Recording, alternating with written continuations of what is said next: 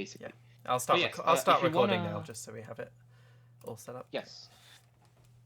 So if anybody wants to discuss something that we're talking about in the podcast, or just wants to ask some questions for the Q&A thing, pretty much you can do that in event discussion. That's where we go to talk about the podcast, like Nick typed in event discussion, saying Hola, buenos días. hola. Which, yeah, a moderator would come in and say English only, though. Shush. No, I don't want to be banned. I just started the podcast. Please, have mercy. By the way, hello there to Gear, and hello to everyone else who joined currently at the moment. Please Happy don't to ban have me, everyone Kurt. here. I spoke non-English. That's crazy. Alrighty, so is it everybody then? I think. Well, we've got 10 people. I wasn't expecting more than that. So if we want to start now, we can. Yeah, I wasn't expecting. I was expecting one, and that would be Gear. Yeah, just good. He's just there chilling. Yeah.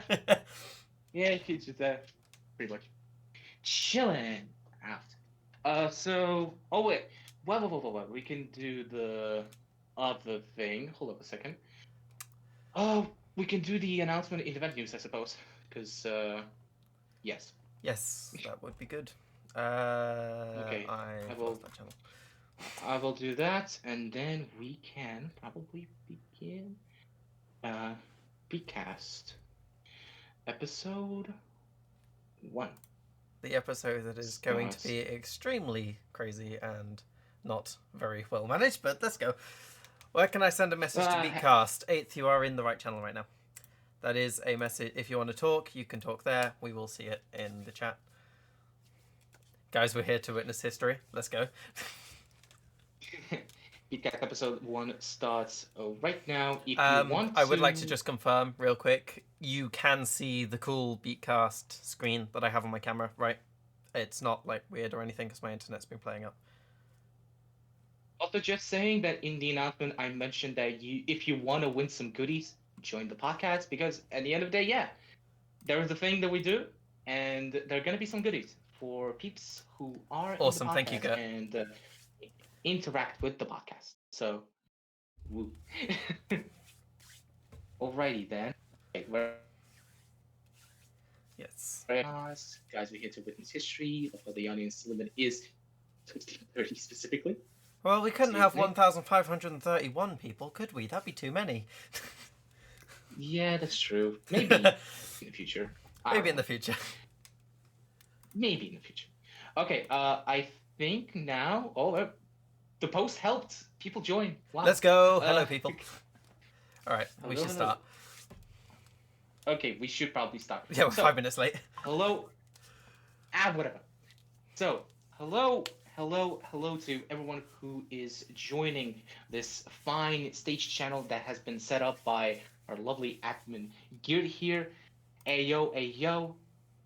This is Wednesday, and this is, in fact, the first episode of a community-run podcast that has been organized by me, your fellow moderator, fellow event staff, fellow Russian boyo, InfiniteBoi.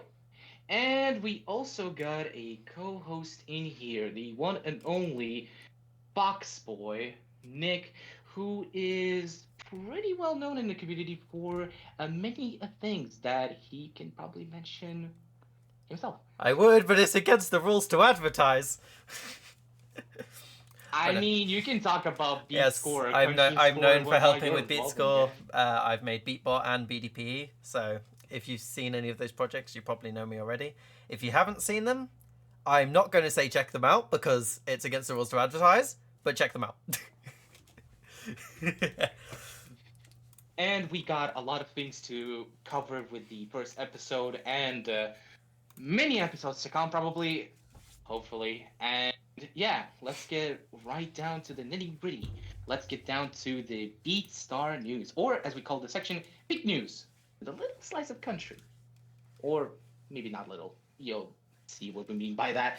So, first news that we want to cover, obviously, is the thing that has been announced today, actually, by Space Ape, both in Beatstar and Country Star, and that is the fact that they have been, in fact, nominated for Best Mobile Developer of the Year category for Pocket Gamer Biz Awards for pretty much this year. And that's no surprise, honestly, because we know by now that Pocket Gamer kind of just loves Space Ape, and they have listed them already as one of the top 10 game makers, in their opinion, which is, give or take, you may not agree with it, but at the end of the day, they are recognized as that. And obviously, we got this war going on. Space Ape advertised it anywhere you can look, probably. If you have a LinkedIn, Simon Haid, the CEO of Space Ape, pretty much talked about it. If you have Instagram, Simon Haid as well pretty much talked about it. In game, you had the news release pretty much saying that, well, we have been nominated, and if you vote, and you please will get 25 vote gems. for I believe Space Ape. it is 25 Yes. gems. Yes. Correct. You are getting 25 gems, both in Beatstar and Country Star, which is a pretty solid gift. Thanks for your kindness, Space Ape. Wow, wow, wow.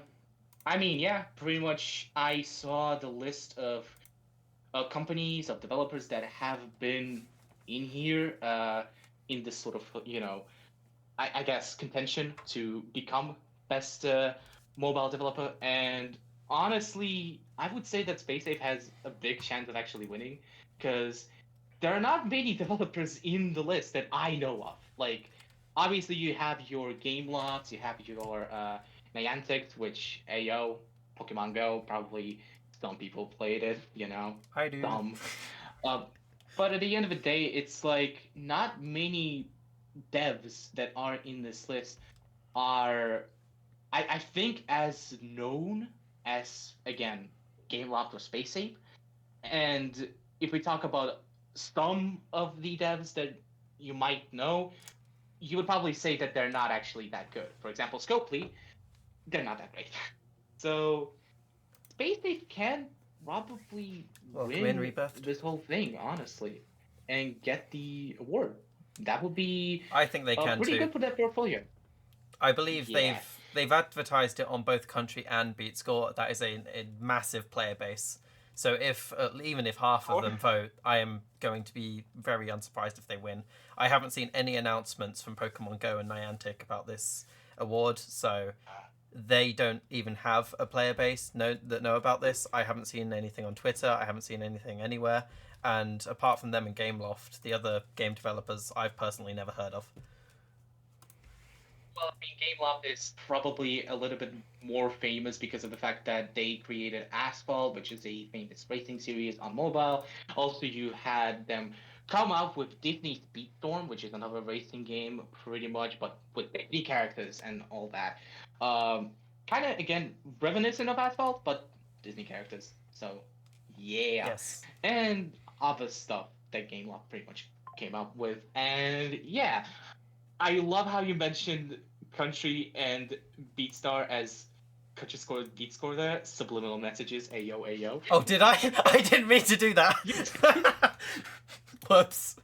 That happens. But yeah, so if you want to, you can check in-game news and yeah, pretty much vote for them, get your 25 gems, and it's easy. We'll see how it goes, and we wish Space Ape good luck in that endeavor of getting the reward for Best Mobile Developer. Now, as we move on to the next spot for the news, which we are a little late on. Kinda, but at the end of the day, it happened. It's a season 29 bit. Hey yo, how did everyone enjoy that Trolls collaboration? Am I right? Hey yo. So, as we all know by now, Trolls band together. It's coming out on Friday. Pretty much, it's a DreamWorks production thingy. It's a third movie, a third installment in the Trolls series after Trolls World Tour. And a funny thing that I want to kind of mention, bruv, is that some people were kind of pissed off about the fact that, like, oh, hold up a second, they are doing a Trolls collaboration, but not Five Nights at Freddy's. You know, the big movie, the thing that got all these box office records and whatnot. Well, if we go off of the critic reviews on Rotten Tomatoes, because everybody comes out of those, obviously. Trolls Band Together, fun fact, is 61% on Rotten Tomatoes the last time I checked, and Trolls World Tour, 71% of Rotten Tomatoes. So, like, it's a solid rating compared to FNAF's almost 30% or 20, well, I mean, 29 and whatnot. Yeah. So And let's be if you honest. I wanna, mean, Sony is probably a lot easier to partner with compared to whatever FNAF was made by. I mean, what were they made by again? I'm pretty sure it wasn't very well known. I think, well, the studio that made the Pac movie was Blumhouse, if I'm not Yeah, mistaken. So, could be that as well, for sure. And we don't really know how all these collaborations go. I mean, how they are organized, because at the end of the day, we're just speculating on stuff, obviously. But having Trolls as the piece of media to collaborate with, as in a way, this is the first time that we got this big collaboration with just the movie, pretty much, and getting the Beach Chaser event, getting all the skins, all the banners, all the profile pictures, like this big sort of attention to the property.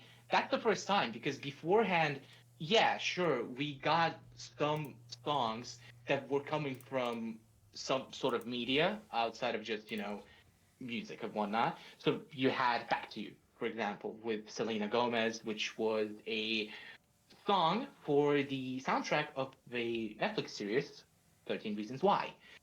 So great at Netflix the end of the series, by the way. day, yeah, pretty much. And we probably had other stuff that was kind of related and kind of been featured in movies, but like that big of attention, that sort of just, uh, I guess, collaboration, that never really happened, I'd say. Like, obviously, we had our artist collaborations, we've had those collaborations with video game properties, but not really movies. So, in that sense, Trolls is like the first one, and yeah, I mean, it's a big plus for the portfolio.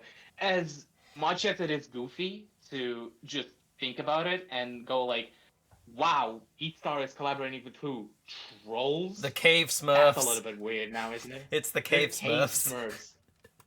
Literally. That's a little bit not understanding, but I don't understand. But hey yo. Plus, Trolls obviously is a movie that features a lot of artists, not just that are in the game, but outside of the game. So, for example, with Trolls Band Together, if we were to, I guess, talk about that a little bit, there are names that reprise their roles, such as Justin Timberlake, Icon of Pop, Anderson .Paak. These names that are probably known to some for their music, for their just pieces of art in a way. Welcome on in, And Rebirth. also, there were some debuts. So, for example, with Trolls Band Together, we had appearances by Troye Sivan, who is doing pretty bloody well with his last album. And, if you've heard this one track called Rush, you probably know what I'm talking about in a way. Then obviously we have Camila Cabello, who is already featured in the game. RuPaul, hey yo, that's a little bit unexpected, and also Kid Cudi. Kid Cudi is in here as well. Pretty much just a star-studded cast, honestly. And of course, as a part of the collaboration, we got ourselves a new song in the game that is Better Place. And as you know, it's credited to be sung by Justin Timberlake and his old boy band NSYNC, which marks a historic event of sorts. Pretty much what? They got together for the first time ever in 22 years. That is nuts, honestly. Um, and funny thing is, right, with beta plays being added, the whole thing with 22 years and whatnot, they are at it with a song that came out on the last album and last sort of project that NSYNC did, which season 29, obviously, as we know that, they added pop. And the album that pop was in, which, as you may know it by the name of, oh my god, Celebrity, yeah, that was the last album. That was pretty much the last piece of work that they did. So it's nuts to just think about the fact that, hey yo, we're getting a song that is, I guess, in a way, pretty big news buzz of sorts. It's pretty fun. And the only thing, I guess, that is not that fun, and it's a little bit frustrating, it's a little bit annoying, as to the collaboration happening and whatnot, it's the visual bugs.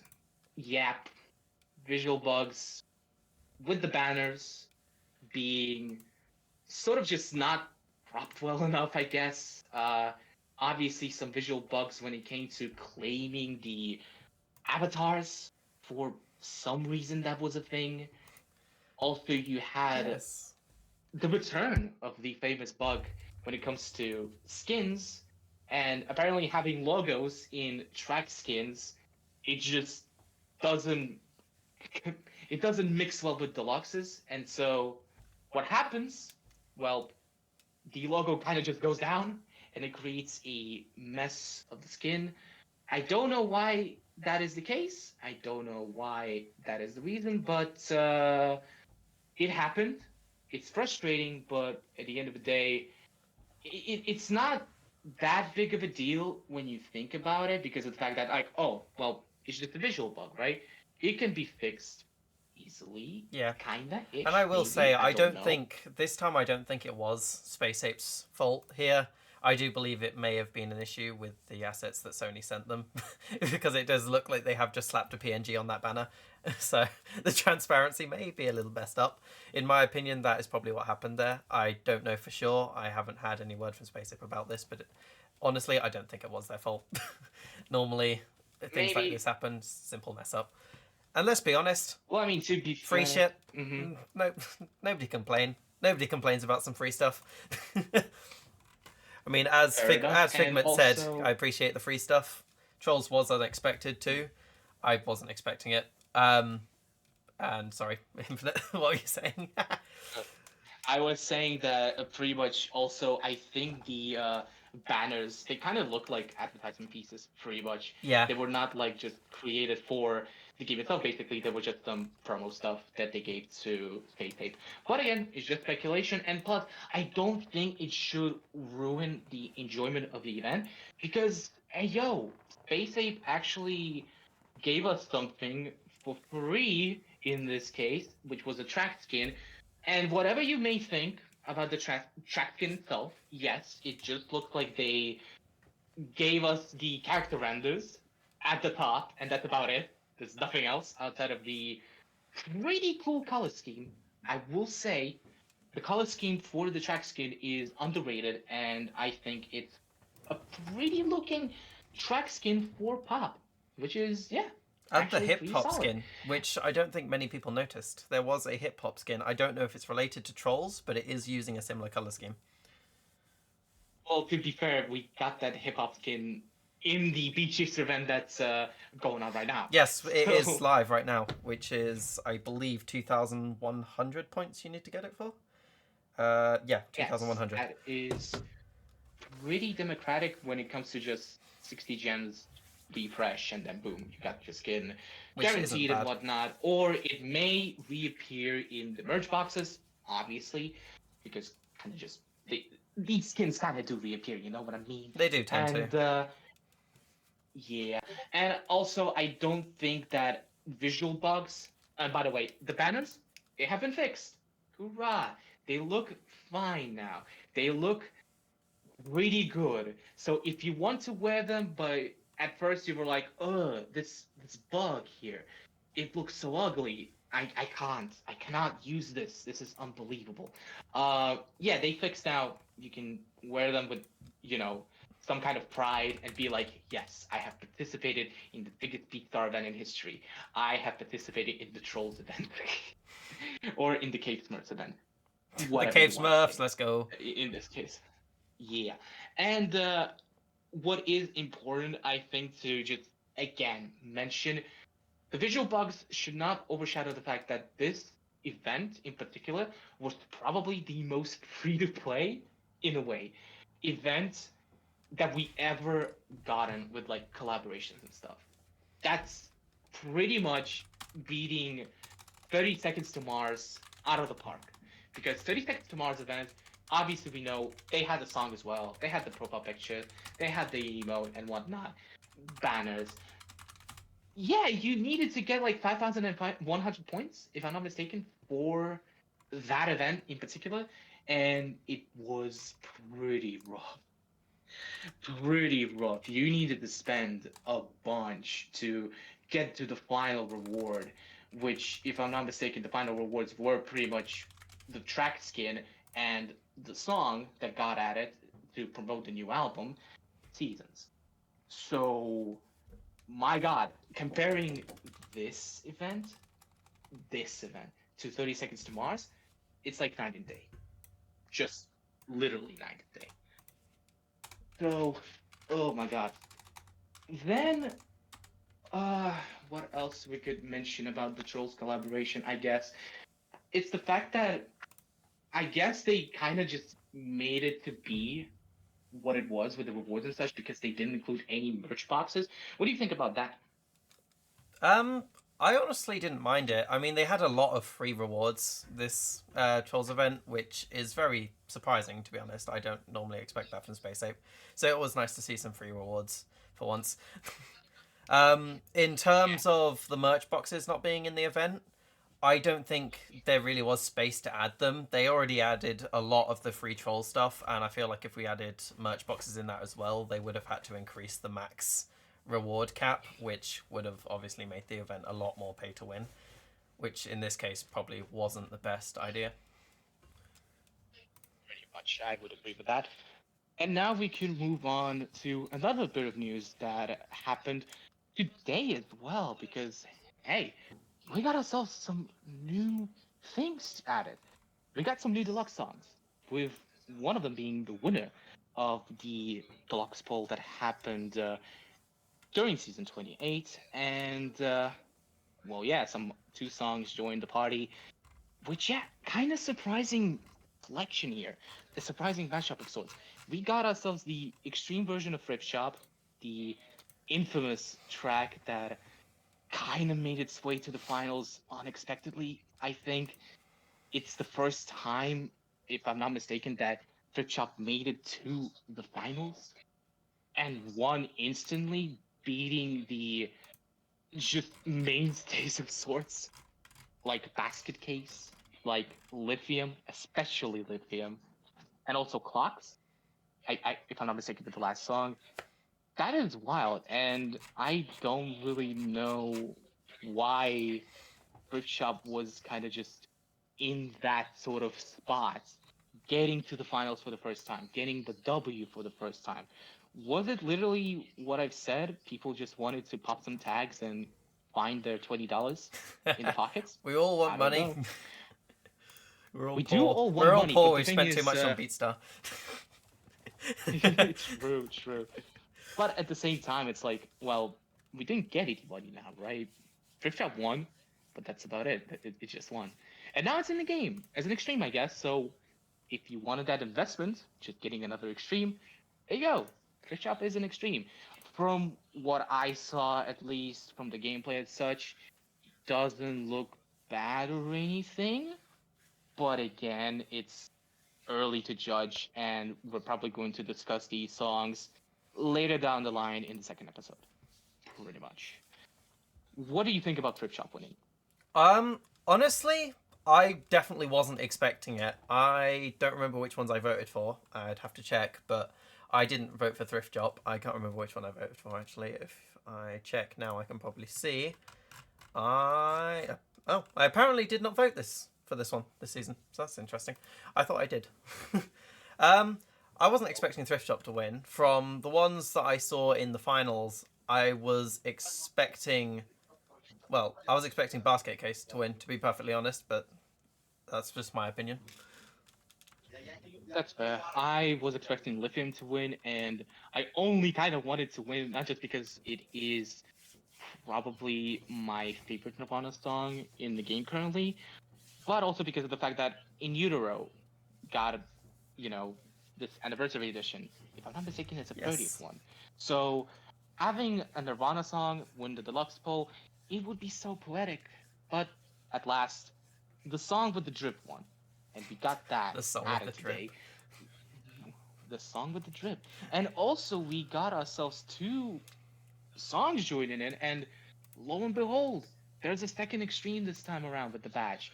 We got ourselves Rabbit's Foot, which is actually pretty dope because, hey yo, people do be liking that Rabbit's Foot, I think. It's People always do nice be to get an liking extreme their in there every now and again, too. true, but also people do be liking their rock songs that Of are course. extreme and whatnot. So, in a way, that's a dub choice. I'd say Rabbit's Foot is definitely a deluxe that is interesting on paper, but how it turns out, again, we have to wait and see because I don't think everybody got the luck. The box is just filled up to the brim, so close to getting that new deluxe. I think a lot of people are just are far away. And what is important to mention, we also got ourselves a return of sorts to prominence for freaking 702 because they got a deluxe out of nowhere with freaking What You Do song. It's oh my god, I did not expect it honestly with this sort of batch to make an appearance at all. I would be expecting that song to just suddenly pop in the poll and never to be voted on, I guess. But it made its appearance. It's a hard deluxe. It is what it is. What do you think about the deluxe batch in general? Um, it was alright. Definitely not all the songs that I like to play. I do like my rock, though, so it was nice to get another rock extreme in the deluxe polls. But, apart from that, it's pretty generic deluxe edition, in my opinion. I haven't seen many of the more higher rated songs being added in a while, so it was alright. Yeah, that's fair enough. And just generally speaking, even if you don't know, edition is kind of just a little bit out of the blue. It's fine. It's fine for what it is, I guess. And it could be a fun chart. We'll have to wait and see, I suppose. I am excited But to try it also, out. yeah, but also we're just going to see what's gonna come up next on the next deluxe poll because hey yo, Friday. Friday is gonna be the Yes. new deluxe song polls, and apparently there is going to be a change done to the deluxe polls. Not sure if it's gonna be like a major one or a minor one. Is it going to really just change the way we vote on it? There's no idea as to what's gonna happen, but it's been pointed out by Daisy. So perhaps it could be something major. Maybe even just in general, we're gonna get like a new song list that is like drastic Yeah. compared to what we had in the last song poll. And if that's gonna be the case, it's fine. But we have to just wait until Friday and see what's gonna happen there. And I s- would and pretty much speaking just of things keep that my Daisy's been expectation in check. sorry. And speaking of things that Daisy's No, no. been saying in chat, Crab Mhm. Brave, let's go. Finally. Righty. Unexpected development here. Beatstar news out of nowhere, out of the blue. Daisy comes in and just says, Beatstar notification coming soon. Yep. And the crab emoji. And boo! The gift! Everybody knows it's coming. It actually answers one of the questions that we put up in one of the bits of the podcast. What's next?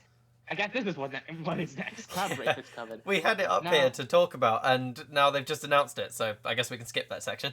no. We can still talk about the No. the bit. My But entire point was to genuinely persuade speaking, people to vote for it, to ask for it, and then it just got added. So I can just be quiet for that section. but nah, it's like I am more or less just interested in the fact how it's gonna be given out. As in, is it going to be a free song? Somehow, right? We're gonna get like a free thingy, maybe celebrating something or whatever. It's just gonna be like, boom, give it out in the in-game news. Or is it going to be in the event? Or is it going to be in a beat chaser with like Monster Cat merch and stuff? Again, it's really interesting in that regard to see what they do with crab rave, and also just seeing how they're gonna implement crab rave in gameplay, because it could be an extreme, not gonna lie, or it could be a hard song as well, or for whatever reason it could just be a freaking normal, because why not? We can just do anything at this point, can't we?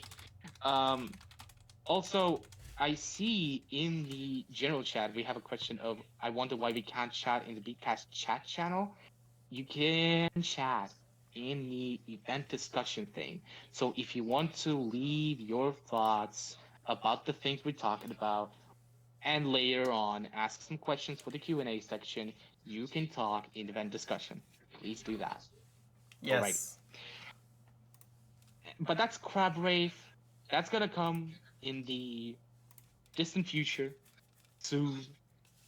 The one thing also that we want to briefly mention, but it's gonna be talked about later on when we're gonna review stuff that happened during season 28. It's the potential. It's the sort of danger danger zone kind of vibe that we got through one particular event. We're gonna talk about it later, but it's gonna be mentioned now. We're gonna talk about the drunk girl situation and the whole thing with "Don't Stop the Party." It's important. I think it's a very important thing to talk about, and it's just a very confusing mess when it just appeared out of nowhere. That whole situation, kind of just like, what happened? But that's gonna be discussed a little bit later. And now we can move over to the slice of country, which is a pretty big slice this time. Because I think to talk about Country Star right now, we kind of have to cover everything that sort of happened in the game since it launched, and that's pretty much September 21st. It's the release of the tour passes, it's the events that happened, it's the collaboration already with artists that happened outside of just the Hillbilly Hutchinson one with Tim McGraw. Obviously, we got ourselves already 3 seasons of Country Star. The first season, it's pretty known to be a little bit controversial of sorts because I don't know if Green Dude can confirm or not. There were some repeats with the songs, if I'm not mistaken, when it came to just the beta release of the season and then the global release of the season, created a very weird sort of dynamic, I guess. But for season one, we got Sweet Home Alabama, which we all know from Beatstar, which And we I all do saw believe in it was the Beatstar. same chart as well. I don't believe the chart was any different in Beatscore. Yes, Beatscore? No, wrong place. Country Star. pretty much. I mean, it's the same standard edition, but Country Star did get an exclusive deluxe edition, pretty much, which Yes. gives, in a way, preview of what's gonna come to Beatstar. And if I have to take anything from the preview, oh, it's not gonna be looking pretty. It's gonna be difficult. It's gonna be difficult. Then we also had the addition of Wagon Wheel by Darius Rucker from True Believers, the album that came out in 2013. And I mean, that song is in itself really legendary. And I would reckon it makes sense as to why it got added, honestly. And my God, it's to see Wagon Wheel being recognized in a rhythm game. Country fans are probably happy. Not gonna lie, country fans are probably happy. Then we also had Things a Man Ought to Know by Lenny Wilson from an album that came out in 2021, saying what I'm thinking. One Thing at a Time, in inclusion from Morgan Wallen's self-titled, pretty much One Thing at a Time, same title as the song. 2023, Bootskin Boogie, Brooks and Dunn, a song that came out in 1991 and was featured in the album Brand New Man, but the in-game cover it's using the number ones and then some, the album that came out in 2009, which I suppose is just a compilation of the biggest hits that Brooks and Dunn done from the years and whatnot. And also we got 23 by Chase Beckham, a single from 2021. Then season 2 came out and we had some songs shown off earlier than they were supposed to, kinda. I mean, one of them that I remember being shown, and it's like kind of random as to why did it show like this, what happened there. It was I Hope You're Happy Now by Carly Pierce and Lee Bryce from the self-titled album. 2020 was the release date of that one. Then we also had a teaser for a song Sweet Honey that was actually recorded by the artist that basically done the song, Philip Bowen. And the game uses the cover from the single Sweet Honey, which came out in March 2023, but the album that the song is featured on is called All Kanawa, which came out in August 2023. So pretty recent, if I'm not mistaken. Pretty recent. Then you also have Drake Milligan being added with Sounds Like Something I Do from his own self-titled EP 2021. Also, we had an inclusion of a song that is like by any means could be considered the hardest hard standard in the game to date, and it's Me on You by the Muscadine Bloodline, coming from the album Teenage Dixie. Came out in 2023. Then also, gotta mention another song that came out. Eric Church got a second song in here from the album Cheat, the 2011 album, Drink in My Hand, which was a fine track. I don't know anything about it other than that. And also, you got Thomas Rhett and Maren Morris with Creating You from the album Life Changes, 2017.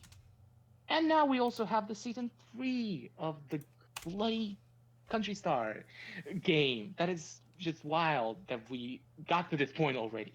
Which, again, only has 6 songs. Yes, I was about to mention that. Yeah, so we've confirmed that there's only going to be 6 songs per season in Country Star, which is a little upsetting, yes. But we do get more cards in the season, so I think it evens out pretty well. I did want to mention that because I didn't think anyone was going to mention it, so I thought I would. True that, makes sense. And yeah, for season 3, obviously we still get some. I mean, this season in particular, I find interesting because it's pretty much filled with hits. So, for example, we got Chasing You by Morgan Wallen from the first album that he did, If I Know Me 2018. At least the first album that he did and released on Spotify, I suppose. Then you also had She Had Me in Heads Carolina by Cole Swindell.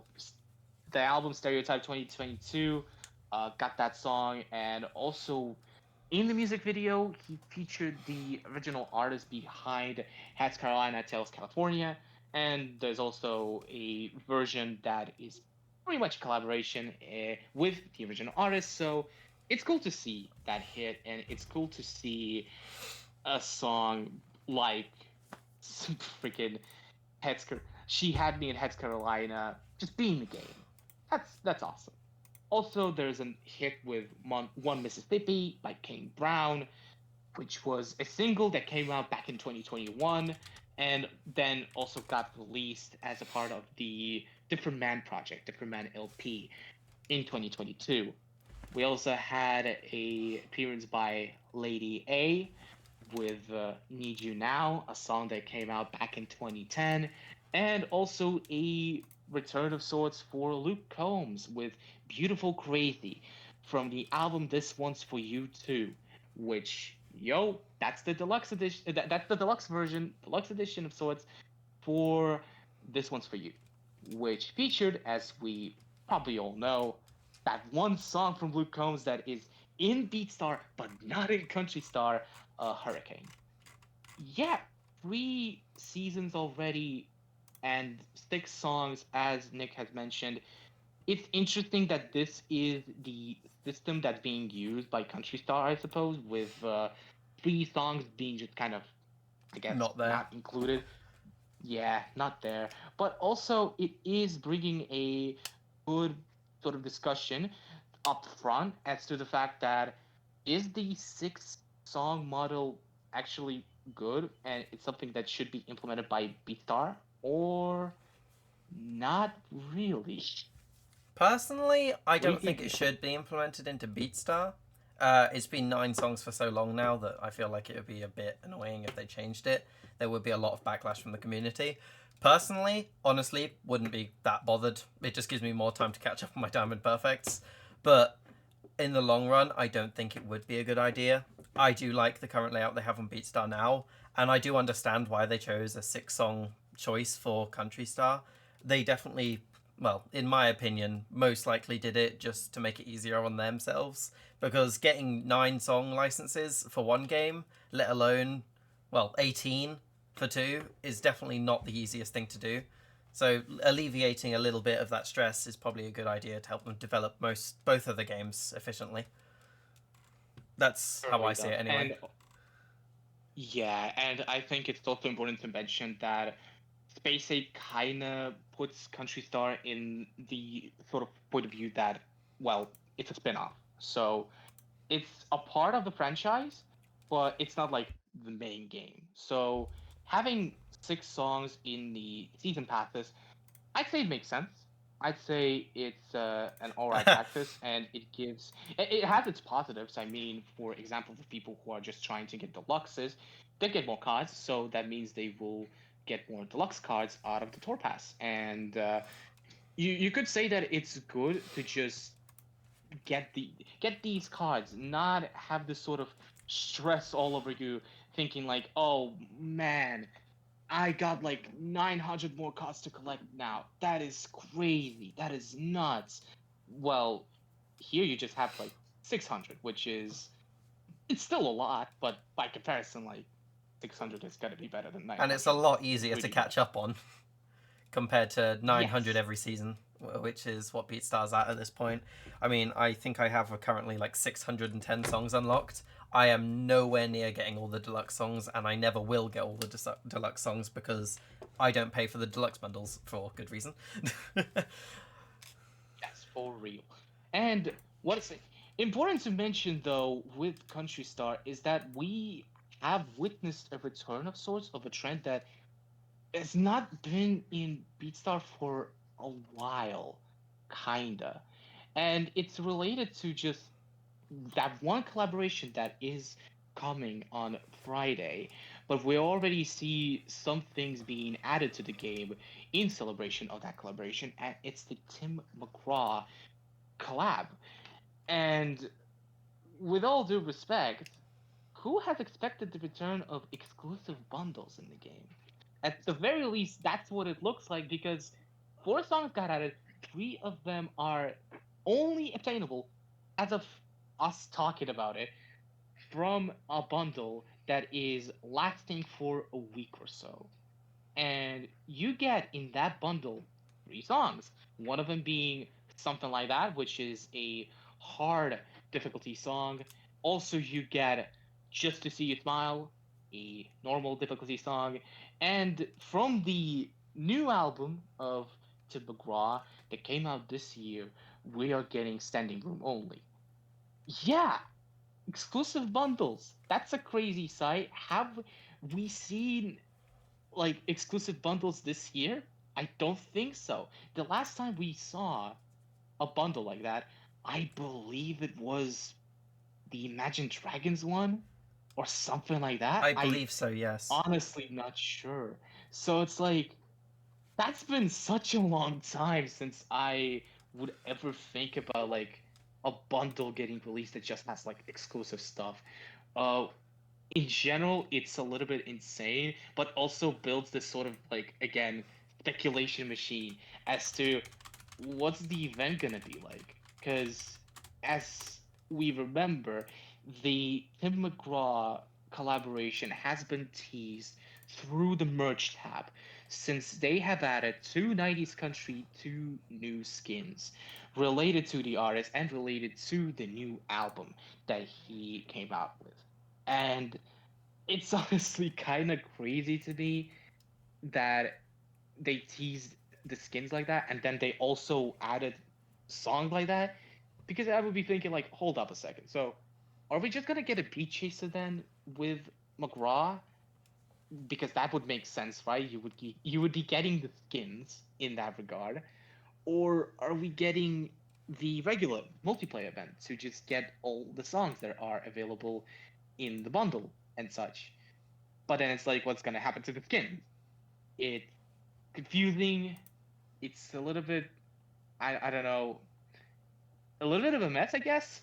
I don't know if Space 8 had commented on what's really gonna happen on Friday outside of just the fact that it's gonna be an event. Ooh. But yeah, Nick, what would you say about this whole development? Honestly, I don't really have that many thoughts on it. I don't really play much of Country Star anyway. I've been trying to play completely free to play as well, so that has affected my ability to actually look at things as in a light that I normally do. I've personally gone for the I'm not going to buy any seasons, I'm not going to buy anything, I'm just going to play it every now and then because let's be honest, I've spent coming up to over £1,000 on Beatstar. I do not have the money to be spending on Country Star as well, and without the enough playthrough, I don't really have much opinion on country songs in general. I mean, I love country songs, but I wouldn't have enough to play the game enough to have an opinion on most things.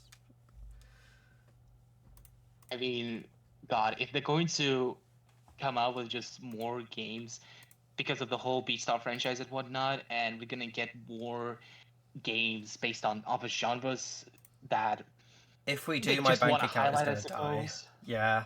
If we do get more games, I'm Literally. going to feel sorry for my bank account.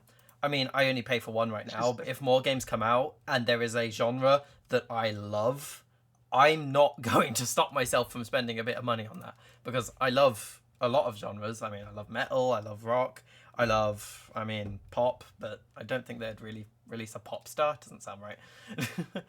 I don't know. It's it's definitely out there in terms of adding more genres, but I don't think they would add any more games at this point. But we'd never know. we'll have to see. I think we'll Yeah, just have to see about that because we do have to remember that back in the day there was this like one big old poll about metal and what were people's thoughts about the genre, what artists they would want to see in the game and whatnot. and we did get country. So We did get we country did added. get country.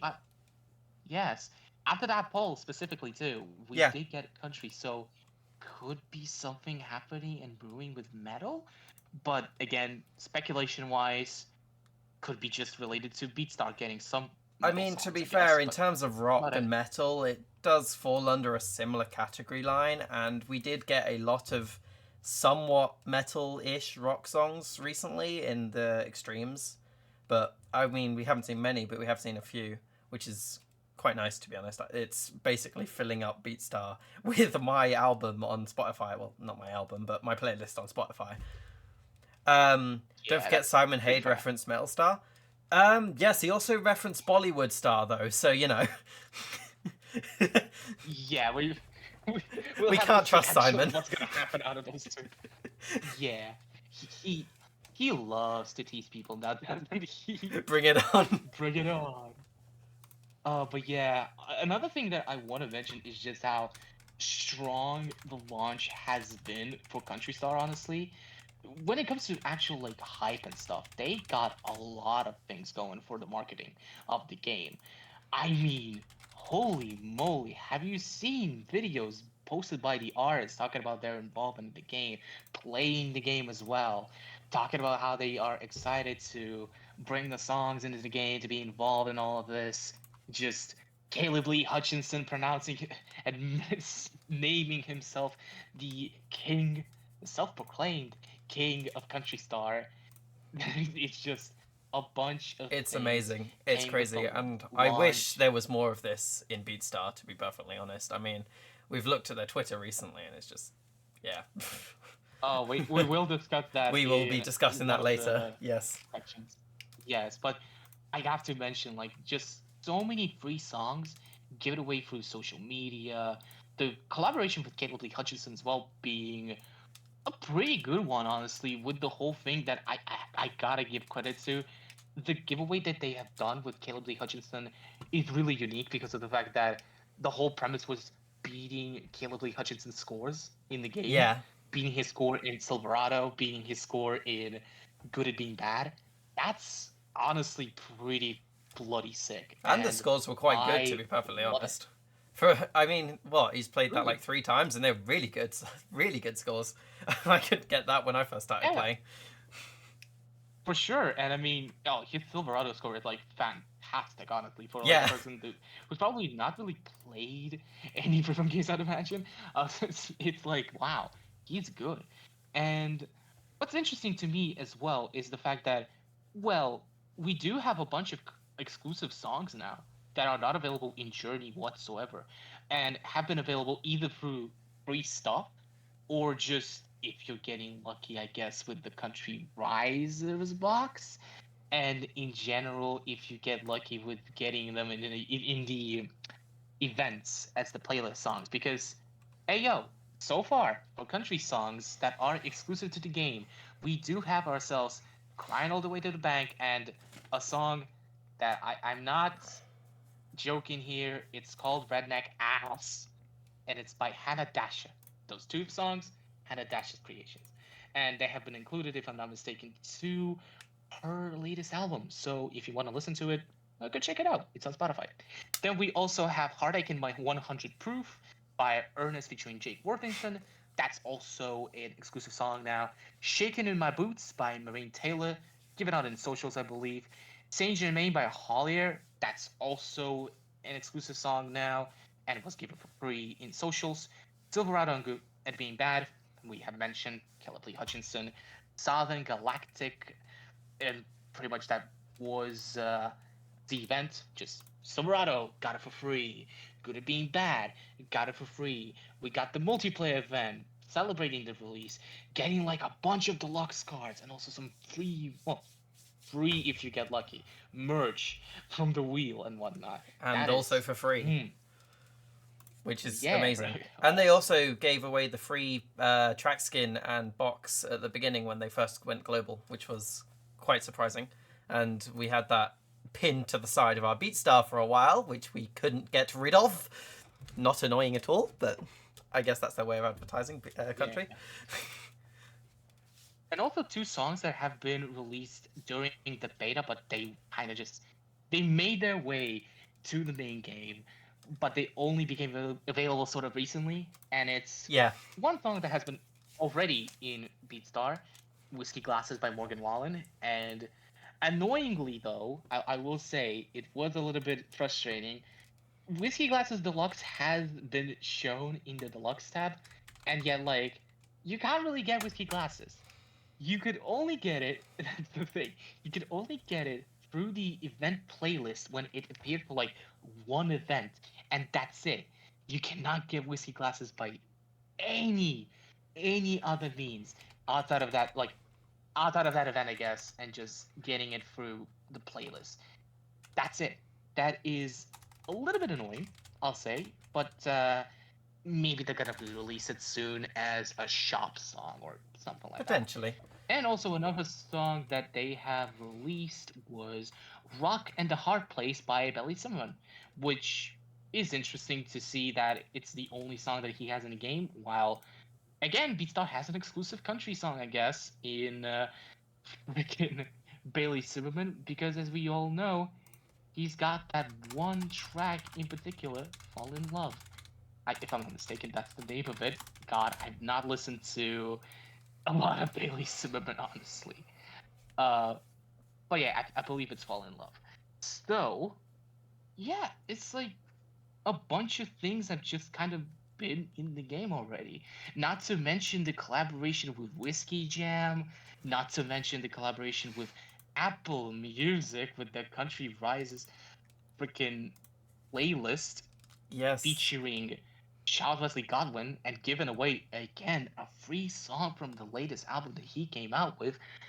That's nuts. And kudos to Space Ape, honestly, for building, I think, that much hype out of a genre that a lot of people look like look into, and they are going, man, but it's country. It's just about booze. It's just about girls.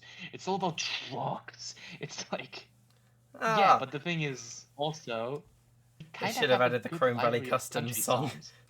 They should have added the Chrome Valley Oh, Customs for song. wow, for sure, for sure. And also, with all due respect, country style has Freebird. You Oh, can't take yes, of away. course.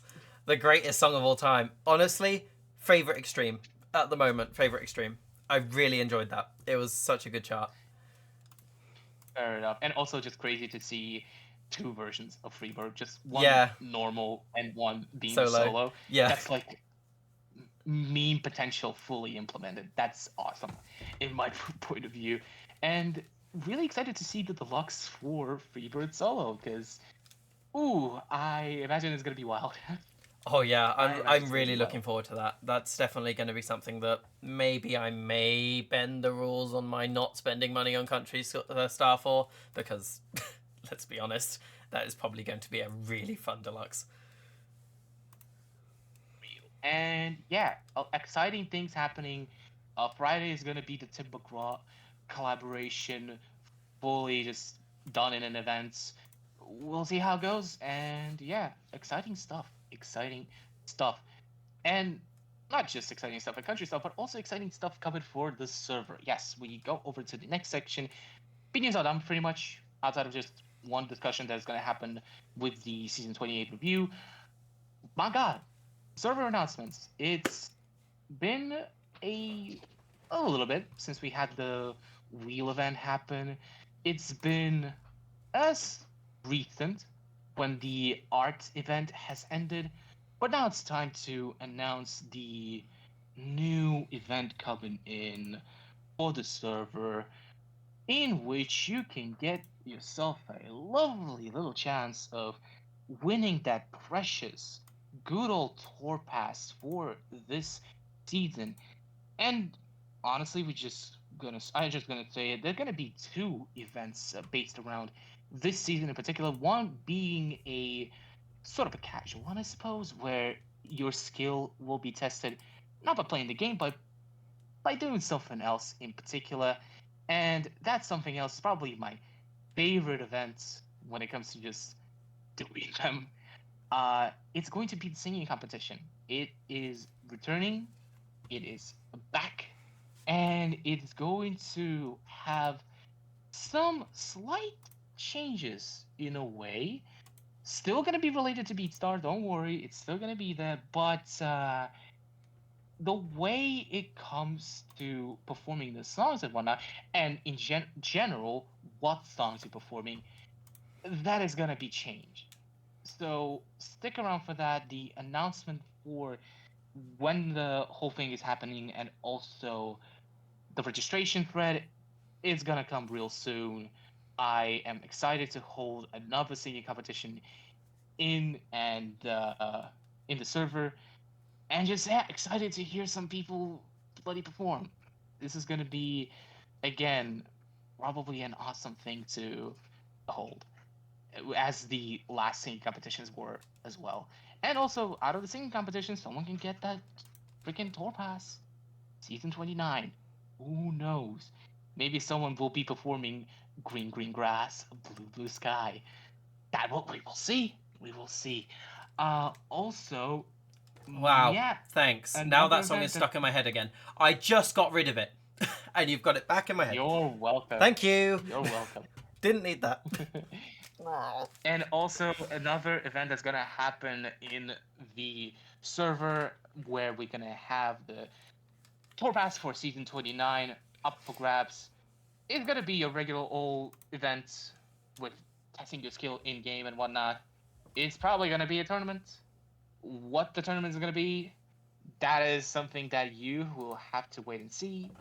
Because hey yo, we kind of want to do some different things per se. We want to experiment. We want to have something that could be fun for the people and also pretty open, pretty liberal, if I do say so myself.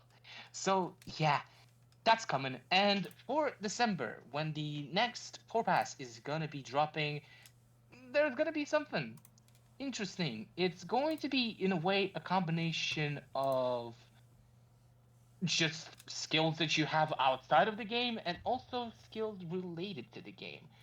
That is going to be in December. What it is, I will not mention. What it is, I will not say. But what I will just, I guess, sort of allude to is the fact that maybe it's best for you to listen to some things we're gonna talk about during the other sections that we got going on. Just saying, it's going to be good for you. I will say that if you're going to participate in the event that's coming on December. Now, I believe those are all the server announcements, Yes. unless There's Geared nothing wants to else on our step in and list. be like, Yeah, yeah, have you got like I anything? said, Geared wants to step in. I can pull you into the Maybe call not. right now if you want to jump in. I don't think he will talk though. But if you do have anything, you could say in event discussion and be like, well, actually, there are some things that we want to implement. And if that's the case, well, event discussion is open for you. Breaking But news, for we are now, banning the we co-owner. can. Oh my Yep, god. I've been banned. I said co-owner, I meant Oh. co-host. Whoops. Crazy. Okay. And I dropped my headset. Happens. But yeah, we now go over to the next section of the podcast, which is going to be a season in review.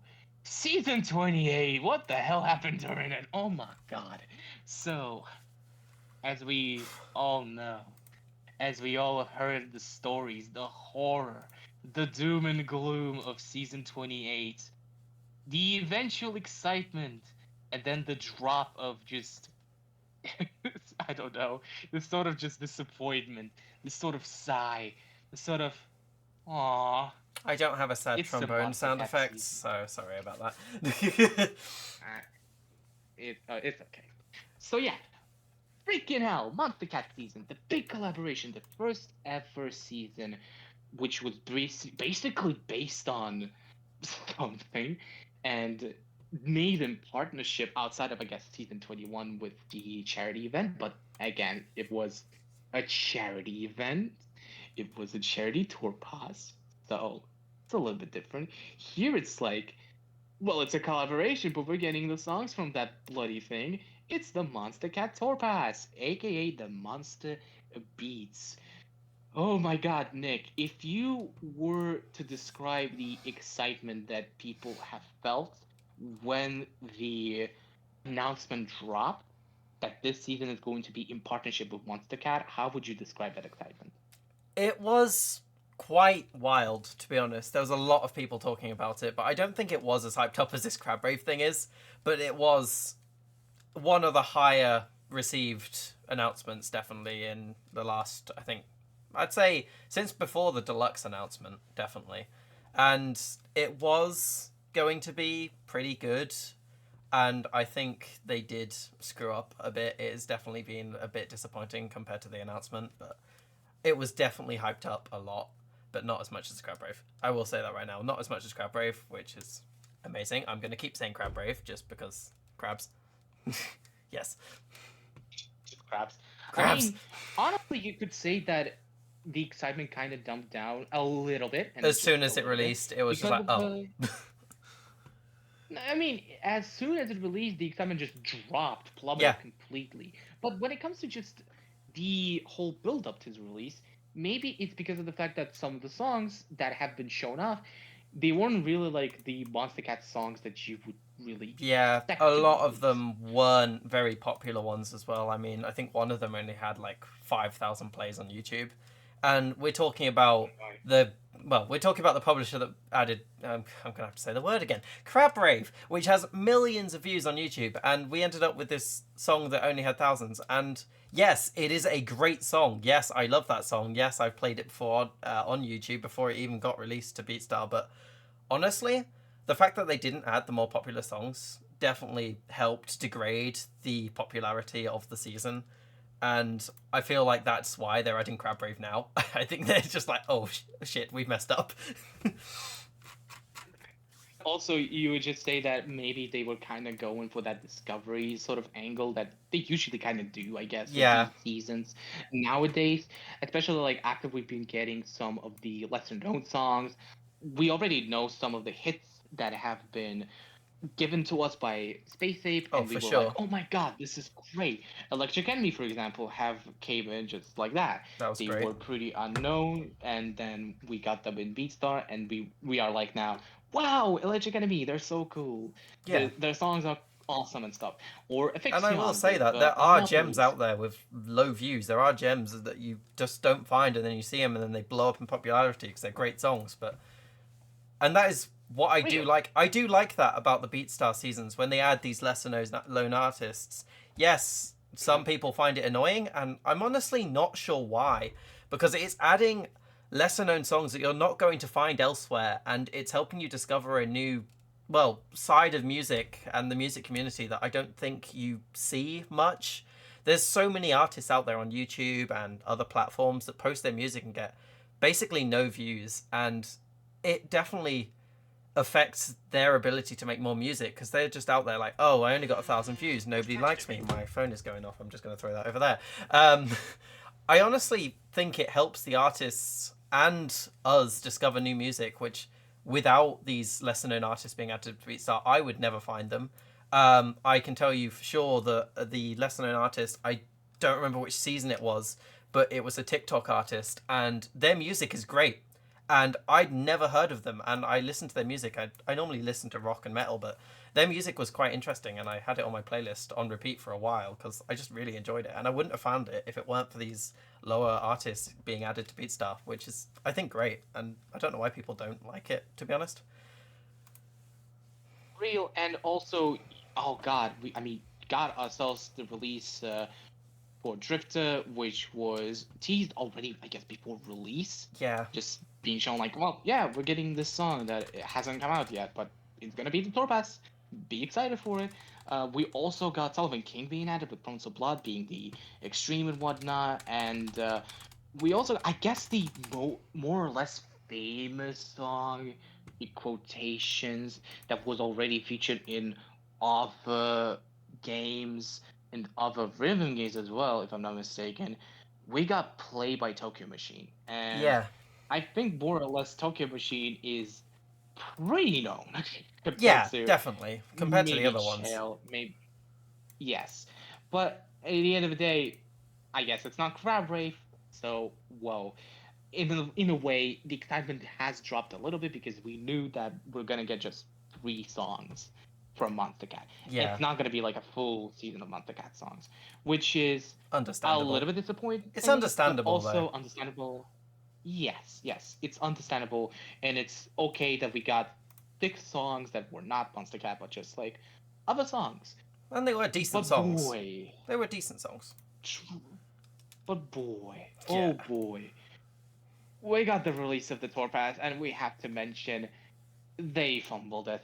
They screwed it up hard. And it's not just because I think it's mainly because of just the communication and transparency Yeah. as to how the songs are going to be released was absolutely, with all due respect, dreadful. Because you literally release the tour pass. For some reason, the songs that are shown are just 6 songs that are not Monster Cat tracks, which again That's the main point why you're buying the season. You want the Monster Cat songs. That's the main aspect in a way. You maybe care about the other songs. Most likely you do. There were some songs that I was excited to actually see added, like side by side with Monster Cat tracks. But still, you push the main focus onto Monster Cat. You make this big old deal in presentation, in how the season gets teased, which, hey, you got Tokyo Machine posting on socials about it. You got Sullivan King posting on socials about it. Pretty much, it's exciting stuff. And you built the hype, it's all good, and then the season comes out, and the Monster Cat songs are paywalled.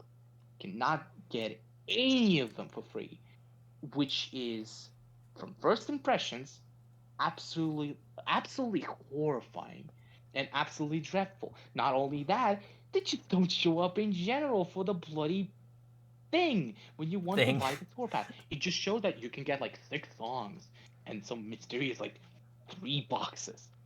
What are these boxes? What do they contain? I don't know. But in the preview, you just don't have these Monster Cat songs. That Yeah, is you had weird. you had It's no way to wow. see them, which honestly did surprise me. I thought they would have implemented that better. I thought they would have spent some time changing the buy menu to actually show the songs, because I don't see why it isn't hard to add another box show up with the songs there, which they didn't do. But I don't know, bit Yeah. strange, but I They just guess they just they fumbled a just bit. didn't do it. Yeah, And then people just kind of thought that what we only got 6 songs in this season. What the hell? yeah. What happened? Which now kind of just refers to the idea of adding 6 songs to Beatstar, Oh like god. implementing the thing that Star has. Oh my god, that's going to be terrifying, and the server and generally the social media accounts, they're gonna burn in hell. Yeah, everyone was complaining when they saw that, and they didn't really realize that there were the other 3 songs because they didn't implement it well enough to show that they were there. You only really saw it once you Yeah. actually went into the rewards scroll and actually started scrolling down and saw them on the paywall section. There was no other way to see them apart from in the deluxe tab, I believe. Yeah, before the season released. Yeah. And that was the only other place you could see them. So there was no way to tell where they were actually there until you properly looked in the season. So from first impressions, when you get on and the season's just started and you want to buy the tour pass immediately and you go in and it says 6 songs, it is really easy to misunderstand that and see that there are only 6 songs in this season. And personally, when I launched the game and I went to buy it, I actually saw that and I was like, wait, why is there no Monster Cat songs? That was my first impressions when I launched the game until I actually looked in the rewards tab and saw that they were in a box. And I already knew about the box. I knew there was going to be a box, but I wasn't expecting it to be paywalled as much as it was. And I was expecting to actually have it show up in the pay thing screen when you actually pay for the tour pass. So I don't know why they didn't do it, and I think it was a bit of a, is it an oversight or undersight? I don't remember the word. I think it's oversight, right? Oversight in this case, Yeah, yeah, oversight. oversight. And I think that in presentation though, in concept itself, the season is amazing. Yeah, it's a I great will say concept. that much, and it's probably, in general, this is probably one of the best tour passes in concept that we've gotten in a while. But as to how it was implemented, as to how it was on launch, it was terrible. And I really hope in that case that Utah kind of just learned their thing, they're just going to not overlook it and be like, whatever. We can implement like different boxes for the songs and whatnot. It's fine because if they are going to do the same thing as they did with the previous season and make it as paywall-ish as they did here, it's gonna suck. In this case, just stick to one box and that's it. Yeah, If there's no other way you can fix it, just stick to one box and it's gonna be all right. and Don't fix something that is I not think it broken. would have been nice if they had have put one of those Monster Cat boxes as the free reward. It would have been a 1 in 3 For chance sure. to get the extreme as well then, which I think people would have found extremely happy for that. I The only downside to doing it that way Yeah. would mean the other 6 songs are paywalled, but then again, you're only going to get one of the 6, so you might as well give them a chance to get the extreme over these 6 random normal songs. So Righty, righty. And I think it's also important to mention that people have been, well, talking about the Monster Cat season. There may have been licensing reasons for having a Monster Cat specific That box. is what I was I thinking. think it was Yeah. probably because of the fact that, well, they got this season with partnership, so I think it makes sense that they wanted to do something special for Monster Cat. And having like Monster Cat separate boxes in general, it's a nice thing, I'd say. In concept again, but just how it's implemented It's is just how not they good. implemented it, yeah. And with the addition of Monster Cat boxes, it does make us think about the fact that they're going to probably be adding more Monster Cat songs. I mean, we've already seen Crab Rave announced, and there's no way to tell if they're going to be adding more. But I think because there is a box, we are going to be seeing more Monster Cat songs added in the future. I don't know when. I don't know if this is going to happen, but from speculation, I think they are going to add more songs, and it would be interesting to see what other songs they want to add, especially in terms of popularity between Monster Cat and their artists. Yeah. In general, I think when it comes to the Monster Cat appearance in the game, I believe it's going to be the same thing as NCS being in Beatstar now. We're gonna get more songs. I mean, what songs are gonna be in the game? Nobody knows. It's just speculation. You could suggest the songs and be like, well, maybe they're gonna be added. Maybe they're not gonna be added. I don't. We don't know. But I will still say that having Monster Cat being the sort of focus on the tour pass is still, at the end of the day, no matter how it was implemented, it's still a plus to the Space Ape portfolio, I Oh yeah, suppose. And 100%. it's opening a bunch of possibilities to other collaborations, I believe.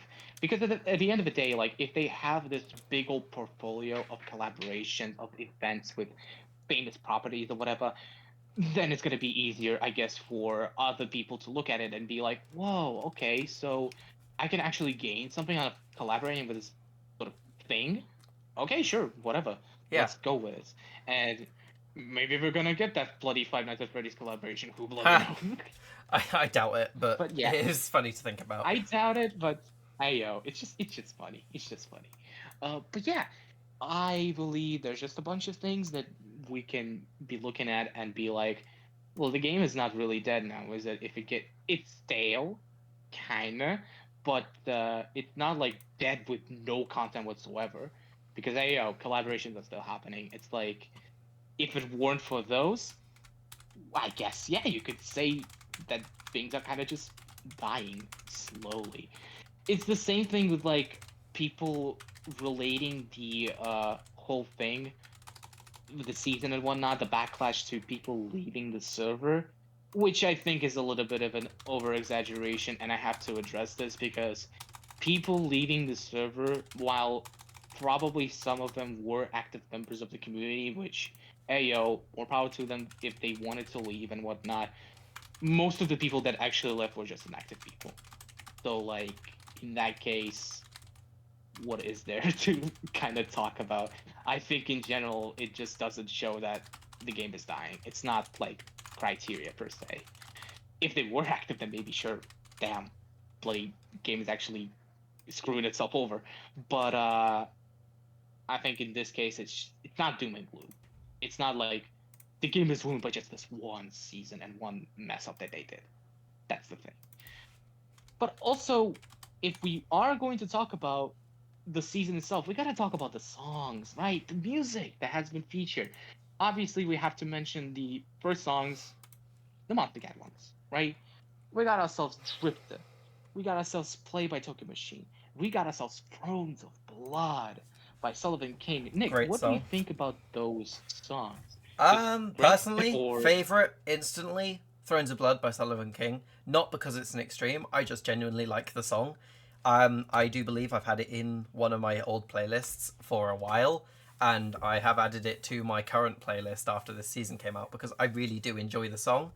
In terms of Drifter and the other one that I've already forgotten the name of, whoops, um, I think they're all right songs. They definitely are good songs to be added to Beatstar in terms of a chart look of it. They are great songs to be charted, in my opinion. I don't know. I haven't actually played the two apart from Thrones of Blood yet, so I don't know what the charts are like. But from what they sound like, I think they are very good to be charted from how the beats work. And I think it's going to be fun to play them. And I do look forward to having more Monster Cat songs released in the future. I'm not going to say the song name again. But yeah, I will definitely say that the songs that have been added for Monster Cat as the representation of sorts of the label, it's pretty good. I mean, we got our first funk song in a way for the game with Oh, Drifter. yes. That's an interesting addition.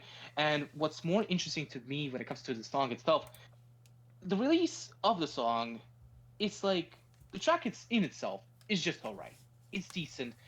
It's very short. And it's noticeable when you just play through the standard edition, because the standard edition is probably one of the shortest songs in the game, honestly. And they still made an enjoyable standard chart, honestly, for such a short song. And I have my fun playing through the standard, honestly. But then you like have this deluxe edition, which is in extreme. Which kudos to Space Ape for actually making every single deluxe chart for Monster Cat songs to be extremes. That's goaded. That's a good move on their part, honestly, and makes again the tour pass kind of valuable because of the fact that, hey, yo, you're getting like 4 extreme songs in here. That's the most we've ever gotten for any season when it comes to deluxe editions and the extreme difficulty for the deluxe editions. That's mad. It's mad. But at the same time, it's like the deluxe edition also does an interesting thing where it just, my god, it extends the bloody song. This is the only time I think that a song has been extended, and I am not sure if it. I mean, it probably was an extension done by the artists themselves, and then it was given by the label to be used for the deluxe edition. And if that was the case, then my god damn, Beatstar has some exclusive content on their hands, I must say. And as for the deluxe edition of Drifter, I think it is fun, and I think it is a solid beat map, but it's probably one of the easiest ones from the It's bunch. also the Drifter is also the shortest, like Geo just From the mentioned. standard. Yeah, from the standard, it Yeah, yeah. is. Well, it is the shortest charted song in the game, but also it's a pretty bloody solid chart. So Yeah, they done well with the short time span that the song lasts. I think they did everything they could, and it created an enjoyable experience, I must say, yeah. and kind of makes the song better. So yeah, I will say good on Space Ape. They done a good job. And then we have Play by Tokyo Machine, which is pretty interesting in some regard because the standard edition is pretty difficult, I'd say, to Diamond Perfect and whatnot. It is 520 notes. There's yeah, yeah. 520 tiles in the song by entirety. Yes, yes. And I mean it's got a bunch of sections where like you have especially with the final stage, there's just a bunch of things happening there, especially with the mini tiles and whatnot joining the fray. It creates for a tough but also a really fun beat map to play through, and also just in general, like the progression on the song is pretty bloody solid. So if anything, I would say that play having this bloody standard hard chart, it's a good one. Deluxe, however, ooh wee, what a bloody, oh, I don't know. Someone could say it's an upgrade, and I mean it is an upgrade. But my god damn, what's happening with the bloody chart there? But also, my god, what is happening with the what is happening? Legit though, what is happening with the swipes in this? It's like what levels deluxe should have been, but hasn't. Like it could dream about being played deluxe. It could just dream about being a really difficult deluxe. Because the thing is, levels did not get to that level. Yeah. Ironically, it's not a tough deluxe extreme, uh, objectively speaking. Play deluxe, however, that is a different story. Oh my god, the amount of notes, the amount of swipe notes, the amount of awkward patterns, I guess. Well, more or less awkward, I suppose, but in grand scheme of things, I think every single pattern that is in the chart, they kind of just make sense. And the challenge that is being brought by the song, it's mad. And I love it. I think that Play Deluxe is probably one of my favorite deluxes that is in the game when it comes to extremes, because of just the fact that, yo, the swipes in this are satisfying as hell. And I do love what they did with the song. And just makes me think, like, hey, I mean, I need to practice if I want to ever perfect that song. What do you think, Nick, if you have played the chart? I What would you say? haven't played it, but from a statistical standpoint, there are 360 swipe notes in the extreme version of Play by Tokyo Machine. And compared to other songs, that is an insane number of swipes. And the fact that they come so fast later down in the track is crazy. I mean, you've got the double left and right swipes in state, even in the intro stage before you even get into the song. You've got double left, double right, straight in there. And honestly, if I actually get around to playing this deluxe chart, it is probably going to be one of my favorites just because of how difficult it is. True. And then we also have Thrones of Blood appearing with Solomon King. That's an extreme, pretty much standard edition. That's an extreme. Deluxe edition. That's an extreme. Buffed. Yeah. I mean, you mentioned how the song is really good and probably one of your favorites. I would have to agree with this because I think I have not heard any song like this. This mix of EDM and rock metal in this case, it's insane. It goes hard and it honestly makes me just bang my head. I think like, yo, this rules. This is really good. And playing through the standard edition and through the deluxe edition in a way fills me with that energy as well. I think both of these beat maps are fun to play through. Obviously, you have the nemesis of every beatstop player ever that wants to perfect the song, and that's the rail hold swipes. That is just there. They exist, and it can be annoying. But at the end of the day, I think it doesn't take away from the fact that yep, the charts, the beat maps, they are fun. They're really good to play through, and it's it's an intense journey. I will say that. And yeah, Thrones of Blood, kudos. I think that the Monster Cat representation has been done well, even if they didn't add like the most famous songs from Monster Cat in the Yeah, past. but they I think did that the choose Discovery good picks that they've charts. done, They chose good songs for yes, and chart they wise, and that is something that I honestly care more about than the popularity of songs. And the only reason mhm, I was sad that Crab Brave didn't get added was purely because I think it is going to be an amazing chart. There are so many we'll fast see. notes in Crab Brave, and I believe that's going to make it a pretty good deluxe. We'll see. We'll We'll see. We'll see about see. that. Yeah. We'll see. But yeah, that's pretty much the Monster Cat thing. But we also had other six songs, which were not Monster Cat related, but just other ones. We had the inclusion and the debuts of support, I suppose, of Newfound Glory, Marina, Mark Morrison, Thundercat making his appearance in friggin' Beatstar is crazy and a long time coming in my opinion. But yeah, with You Found Glory, you got My Friends Over You, a song that came out in 2002 from the album Sticks and Stones. A lot of people have compared that song to Dear Maria Come In, and how it kind of sounds like Dear Maria Count Me In. Um, I would have to say it's a fine song. It has a solid sound to it, I suppose. Sounds like something that came out in 2000s. What do you think, Nick? How did you enjoy, or maybe I don't know, thought it was like meh? I mean, to put me on the Could be spot, like I'm that. getting a drink. I'm on the other side of my room. Hello, I am back. I exist. What was your question?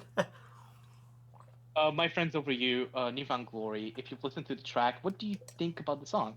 Do you think it's a good track or just kind of like there? It exists. It was alright. Nothing. I only saw the chart on BeatScore. I haven't actually played it yet. It does look like a nice chart. I will admit that. But in terms of actually playing the game, I have been really behind recently. I'm not going to mention why. That is personal. But I haven't been playing songs as much as I have been recently, and I really want to get back into it. But in the terms of looking at the chart without playing it, I do think it is a good song. Sorry, And good chart. also, as being mentioned by Torpoint Hater, who liked 2 billion more than Avalon, we are going to talk about Avalon soon enough. Yeah, My Friends With You was the first Torpass normal to get a deluxe extreme. That is a fair point, and that is true. It's pretty much a gateway of sorts for people who did not want to buy the pass but still wanted to get an extreme song. Yes. They pretty much got it with My Friends Over You. And I mean, they got a solid song at that. It works well as a normal chart, and it works superbly as an extreme deluxe. It actually is really, really good, and I think they've done an amazing job with it. So kudos again to Space Ape. I do like the chorus in that regard. That's probably my highlight of the song. Then you also have Marina, Purge the Poison. Ooh, read the song. My God, it's a bloody political one, isn't it? Wowie. And also, not just that. Now with the addition of Purge the Poison, I will say I expect a certain son to appear in the game. If you know, you know. And my God, the beat maps for this thing are terrifying, especially when it comes to the deluxe.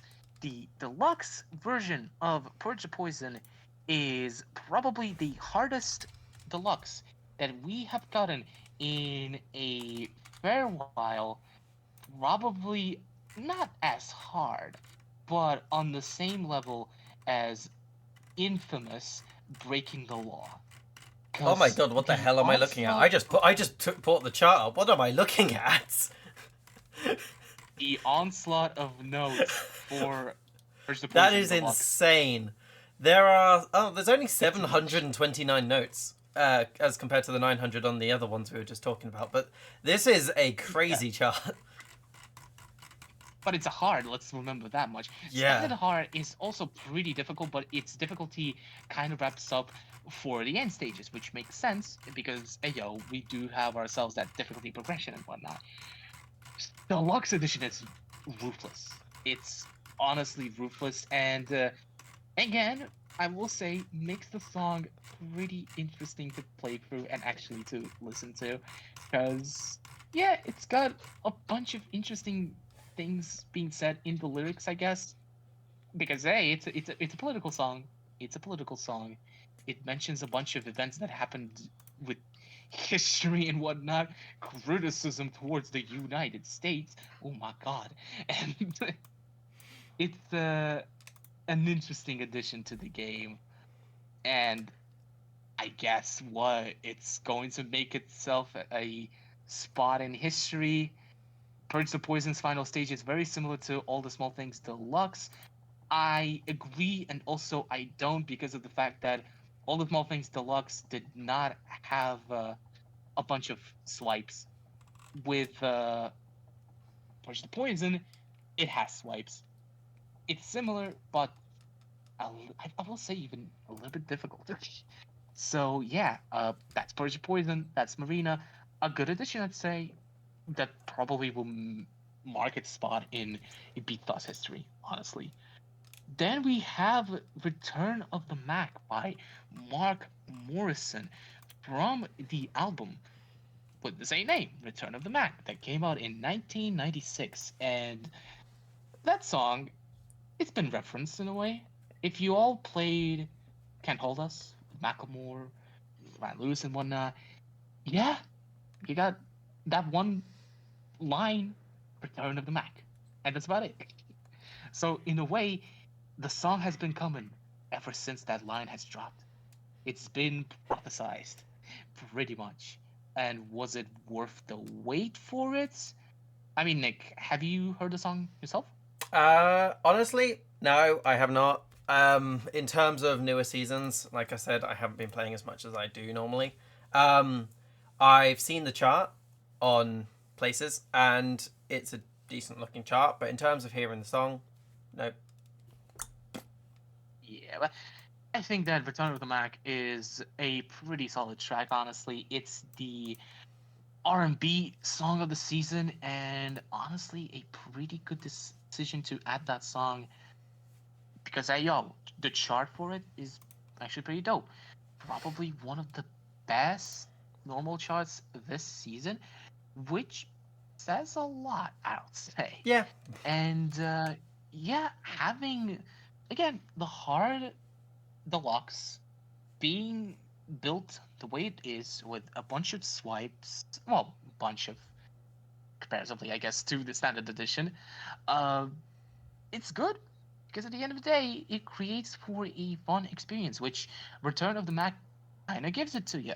So again, just another solid addition to the game, beat map wise and song wise.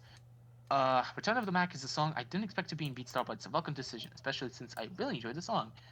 yeah. Well, there you go. You got yourself a huge W in that regard. So yeah, it's a good addition. I'm happy that they didn't just put some random songs outside of just the Box the Cat ones and be like, well, that's done. Yeah, Okay, it was good second of them season, to add boom. some decent songs as well as the Monster Cat ones. I definitely wasn't expecting it when I saw them announce the Monster Cat thing. I was expecting some lesser known, not as good songs, but no, I think they did pretty good in terms of adding songs that are well varied, and I did enjoy the ones that I did play. And then we get a song that probably created a little bit of controversy in a way, and that is Roses by Outkast. Oh my god. So here's the thing I'll have to mention, right? As a song itself, I was ecstatic to see Roses because the song is actually pretty good. I do I do like the intro with the piano. I do like the lyrics of the songs. I do like the chorus because it's bloody catchy. I do like just a bunch of stuff that the duo does on it. A bloody rap part as well, which you can hear in the deluxe version. It sounds pretty bloody good. So, I would say Andre 3000 and Big Boy, they did well. That song is legendary. That song is fantastic, and it's great to see it in the game. Standard edition is fine. I do not hate it or whatever. I do enjoy it. The deluxe edition for Roses is not good. It's quite frankly pretty bloody terrible. And it's all coming down, honestly, to one particular point, and it's the end of stage 3 with the chorus. And then the good old rap part. Because what happens here? It's terrible. Like, you play this, like, you hear the song, you think, like, sometimes with sync and whatnot, it's like, you can make sense out of how the developers have synced something and how the developers have built a beat map around the song by just either listening to it and be like, oh, I can hear where they were going with this, or just listening to the sound of your taps, and it just kind of makes sense. It clicks for you, and you're like, wow, this is actually interesting. not something I've expected. And yeah, it's the thing that happened with Miss Jackson. I think it's the thing that happened with Brick Shop, the infamous songs that everybody thinks just like they're off sync, they're bad, they sound awful, and it's terrible to play them because they're awkward as hell. Roses by Outkast is just that by multiply because this is probably one of the times where I don't have any explanation as to what the hell happened there. I just do not have anything when it comes to this song. It's insane as to what they've done with Roses, and just it's the thing. Starting with the bloody swipe that goes up, everything gets ruined from there. It recovers in final stage, but like already stage 4, that's enough. The song has been just destroyed, and I don't. It's probably because of this. I think that Roses is probably my least favorite deluxe of this season because I literally cannot understand anything that they've done with this. And Nick, if you've seen the beat map in I guess beat score, what would you say about it? We are talking about the chart for Roses. Roses. Yes, I can Yes. actually pull up the chart right now on screen if people want to have a look at it. If you give me a second, I think it's configured to another chart right now. And do Oh, the ads. Let's see. Right, yes, I can modify this and get up the chart for Roses right now if we want to have a look at it. And let's go for the deluxe version, and we want number 55. I should have had this prepared, really. Here we go. So we've got the deluxe chart for Roses right here, along with more ads. I should probably sign in so we don't get more ads. I'll do that next time. So in terms of chart-wise, it is an alright chart. This isn't the speed it goes in the game, but I'll just get it played through right now. Personally, I think it's an alright chart. Like I said, I have seen the charts, I just haven't played them. And I think it could be alright, but in terms of once you get to stage 3, it is stage 3, right, with the arrow, yeah. I don't know what they're doing. I haven't played it, so I don't know if it's in sync or not. But from a standalone view without seeing the song, I wouldn't be able to make a final decision. But just from looking at it, it doesn't look very good on the fingers. oh, it doesn't. And oh, also, very interesting to mention. If you stop at one point of stage 3, and I guess the final stage in a way, the return of bloody down swipes. My God, is it? Isn't that crazy? They got introduced with the standard edition of Plasma by Sharks, and as you can see, you have that stage 4 in the nutshell for you. Crazy stuff going on, and now we have the return of the down swipes in the bloody chorus of Roses. As you can see, boom, down swipe. That is mad to see down swipes actually be in the game. You think that's something that just would never make it in the game because of the fact that it could be awkward. In gameplay though, it's not that kind of awkward, but like still, my goodness. It's still insane. One more reason added to the list of reasons why I got the worst song of season 28. Yeah, the thing is, they butchered Roses, in my opinion. It's not a bad song or anything. I don't hate it. I really like the track. But the deluxe chart for it is just. I don't like it. I don't want to say terrible because it would be probably strong as hell. It's got its good spots. I like the intro to it. I like how they did the chorus. Some spots are good. The ending is as well pretty good. It's just that stage 3 when it comes to that up swipe, it's then it's then when it just falls apart and becomes really really bad. And I don't really know they're gonna fix it if they are going to even consider fixing it. But I don't know. We'll see about that. I guess we'll just see about that. Then we got a release that I certainly did not expect a return of sorts. Nirvana with Sliver, which, yep, that's the song that has been released in 1990, far, far, far away from where we are at now. It was released as a non-album single before Nevermind came in. In a way, this is why we see Nevermind's 30th anniversary edition as the album cover, because it pretty much includes Deliver and the live performance, which, yep, that's the first time they've ever added a live performance to the game.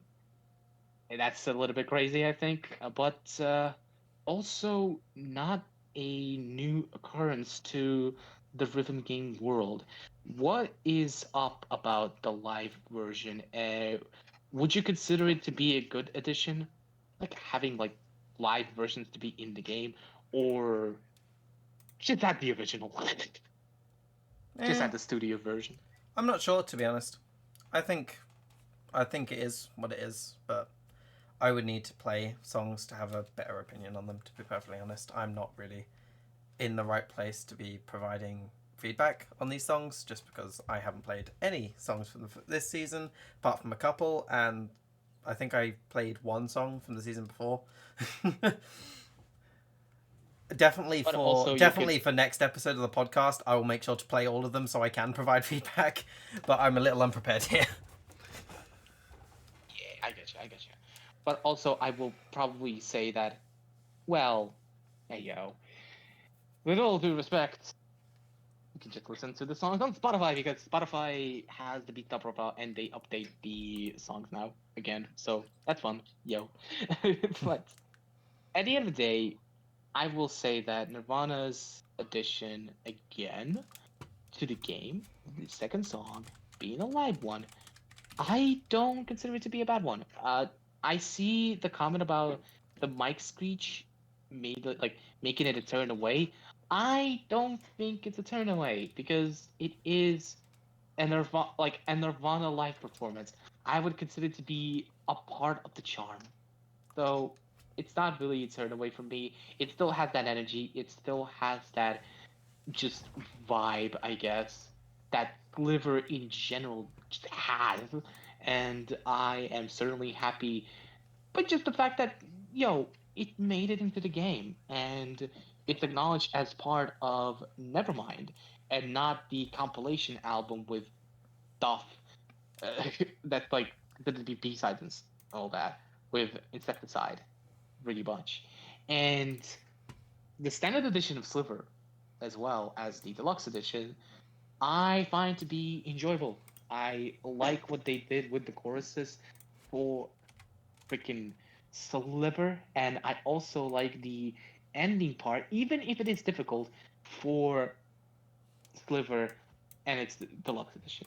I enjoy it, and I think it's fitting to the song, and it's well, I mean, it's pretty much synced to the drums pretty well, and it doesn't cause my brain to go through an aneurysm and be like, what on earth just happened here? So, Sliver to me is probably an overhated song in that regard. Just because it's a live version and just because it has the microphone speeches doesn't mean that it's a bad one. But hey, it's fine. Opinions to be opinions. And finally, the last song is Thundercats. Them changes. That is in the game now. Popular track on TikTok. Excited to see it honestly. And for the standard and deluxe hard, good charts. They've done well. I like the whole swipes in them. I think they are pretty solid and good additions to the game. There's nothing much to say about it though, because at the end of the day, it's pretty good. Other than that, there's nothing. There's nothing I can personally say. Nick, what do you think about those songs? Um, No, just I guess in general the Thundercat song and the season as a whole. What would you rank it? I guess. well, the season as a whole, honestly, despite the hiccups, I think it was a good season. They added a load of good songs that I have heard before, just not played the charts. They're good songs. I enjoy them. The songs that I haven't seen before, the charts are great that I have seen. And honestly, once I do get around to playing the ones that I have missed out on, I think I'm going to enjoy them.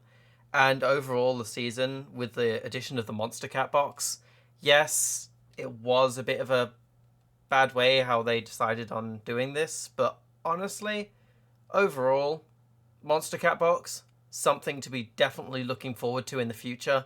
There is no way they would have added a box just for one season. They're definitely going to be adding more songs. That's been confirmed with Crab Rave. And I think there's going to be more from Monster Cat in the future. No way to confirm, but speculation says most likely. Most likely it will happen, I guess. Yeah. And yeah, I think that the season overall, if it wasn't for the implementation of it and how it went, I believe that it actually would have gotten more positive reviews because the songs in general are actually pretty cool. And I think with one just dud chart wise, I believe it's a pretty solid season that could land itself into honestly even A tier as like a maximum, or B tier as your opinion of Sliver kinda is either I like it because it still is a Nirvana song that it's got its energy and whatnot, or I don't like it because the live version and the microphone screeches. They are annoying.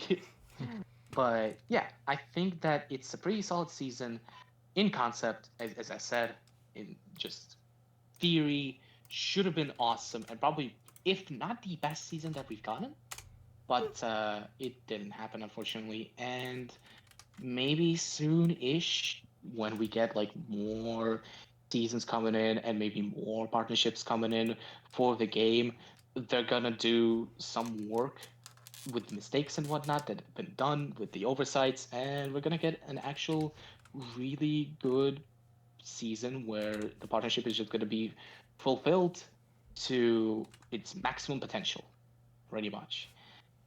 And season 28 also, we cannot ignore, I think, the events that happened during that season, which, well, that was one big event, which was related to the fact that one song almost got removed, I guess, as people were putting it down.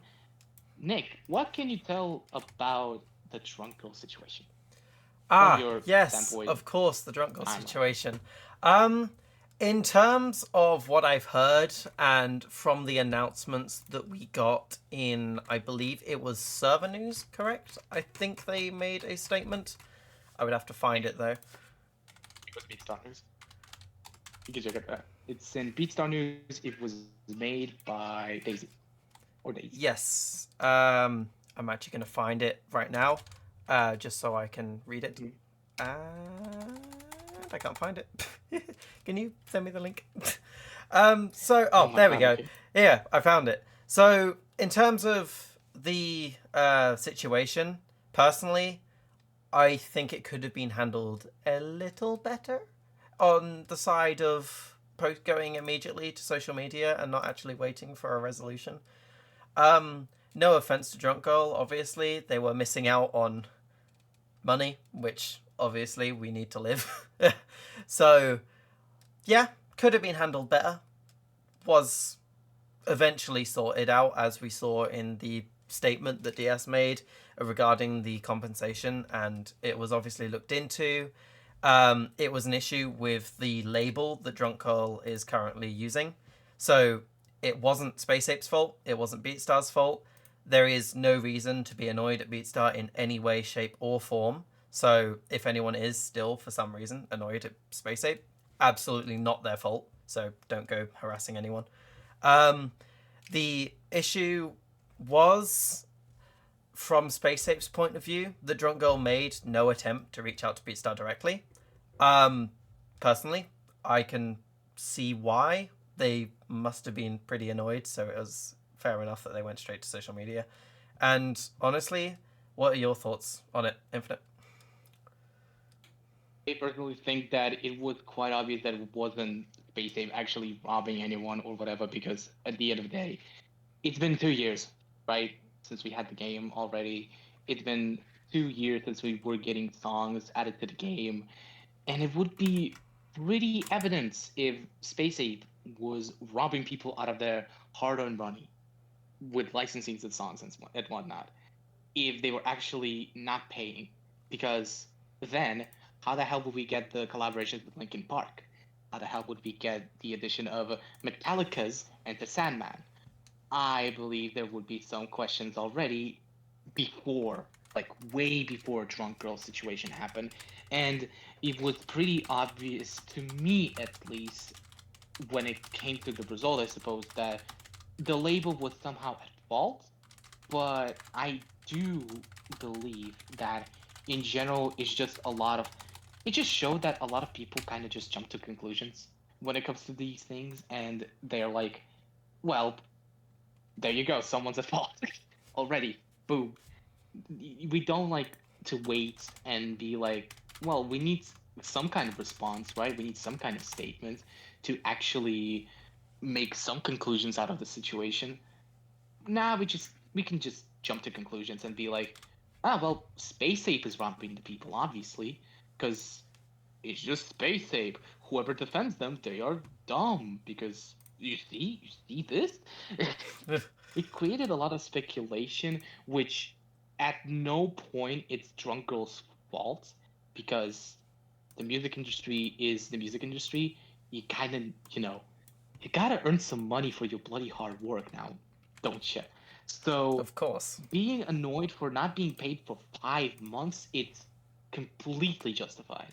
And I guess, yeah, sure, you could say that it was a mistake of sorts to not contact the actual game devs and whatnot, just to jump in and be like, well, figure out how you license your music for the game and whatever. But it also can be understandable because it's, human emotions. You kind of just do these things onto human emotions. So it is understandable. It is okay, with all due respect. And also, Drunk Girl has joined the server after the whole thing and talked about it as well, basically saying that there was a misunderstanding and it's all been resolved. Actually, making a video as well saying that no, there's no impersonation. I'm actually Drunk Girl. Yeah. And yeah, just addressing the situation, and everything is just fine now. Which is, yeah, congratulations for Drunk Girl. He's actually gonna get paid. That's awesome. And another like thing I would probably mention when it comes to just events and stuff, there weren't really any collaborations in a way that happened during 28 outside of that Monster Cat thing. There was this big old giveaway for $100 in Monster Cat gift card or whatever that was done, plus a week of a limited play where you needed to send a score from one of the, if not all, the Monster Cat tracks, like Drip to like Thrones of Blood and Play. But the thing is, it kind of just rubbed more salt into the wound, because you can only get the Monster Cat songs by buying the bloody tour pass. If you don't, you can't really participate in the giveaway now, can you? So it's a pretty it's a pretty pay to this giveaway kinda. You're not even 100% going to win it. I don't even know who won, but it's probably somewhere in the socials now, isn't it? I mean, whoever won, I don't know. Congratulations to them, I guess. But it was a little bit weird to have that kind of collaboration with that whole thing of just, yeah, you can only participate if you actually bought the tour pass. Then another thing that I would probably highlight is the Latin Sounds event that happened while the season launched, and I will only mention it simply because of the fact that Time of Our Lives was released, and that song was pretty much in the previous tour pass. So like, yo, that was pretty fast for a song to just reappear all of a sudden. That's cool, I guess. If they're gonna do that with Monster Cat songs, that would be dope. And obviously the Halloween events, of course, that happened Well, I mean, not just in Beatstar, but Country Star as well. But with Beatstar, we got ourselves the Beat Chaser event and the multiplayer event. We're getting like Trick or Treat boxes, the return of Heads Explode by Monster Magnet, and Beat Chaser event obviously giving us like a band, like some stuff, merch boxes, of course, the avatar for Fright Night, and this skin, the Halloween skin for Pop, which I mean begs me the question of how many pop skins are we gonna have like at the end of the day with Beatstar. Yeah, that's just a bunch of pop skins. We need some country skins at this point. There's only two. There's only just two. But that's about it, I think, with season 28. Flawed, but I think nothing honestly just goes away without any flaws. Like nothing is perfect. So season 28 was fine as it was. In concept, amazing. In execution, gonna be in history as an infamous season, in a way. That's all you could say, probably. But season 29. Nick, what do you have to say about that? If you've heard any of the songs that, again, came out with this season, I know you heard one, and I know you have one opinion of just one song in particular, but maybe some more? Maybe some more. Um, yes. So in terms of season 29, which is I believe called Autumn Gold, right? Yes, it's called Autumn Gold. Um, I think it's a good season. Honestly, it's a decent season. There's a lot of songs in here that I know from my childhood, which I love from a Beatstar season. Whenever I get some songs from my childhood, or even just as I was growing up, it's always nice to be able to realize like, oh shit, that came out ages ago. I feel old now. That is an amazing feeling. As you can tell, that is sarcastic. But in terms of songs, really good songs. My favorite, which probably will be an unpopular opinion, is Green Green Grass by George Ezra. It is an alright song, in my opinion. I know not many people will agree with that. In terms of the deluxe chart, I haven't even seen it yet, and I look forward to playing it, to be honest, because I quite like Green Green Grass. I can pull it up now and have a look at it if it wants to play. There we go. Honestly, straight from the beginning, looks like a decent chart. I'm just going to spend my entire time talking about Green Green Grass now, seeing as I'm playing it on here. Everyone seems to dislike the song. Not sure why. It's decent. The chart I'm looking at right now looks decent. I am going to pause this just so I can go back and look at the other songs that have been released. Walking on Sunshine, again, something that I heard in my childhood. That is the 2010 remaster, so I would have been 5 at the time. So it is great to look back at old songs that you used to listen to. And I believe this season has, for some reason, captivated a lot of songs that I listened to when I was younger. And it definitely has brought back some memories, and I really like that about this season. Yeah, for real. And I would definitely mention that we got a lot of just artists, again, some debuts and some returns as well. I think it's just only one return with Chaos Baby in the Extreme, with the Avalon song coming from the same album as 2 Billion.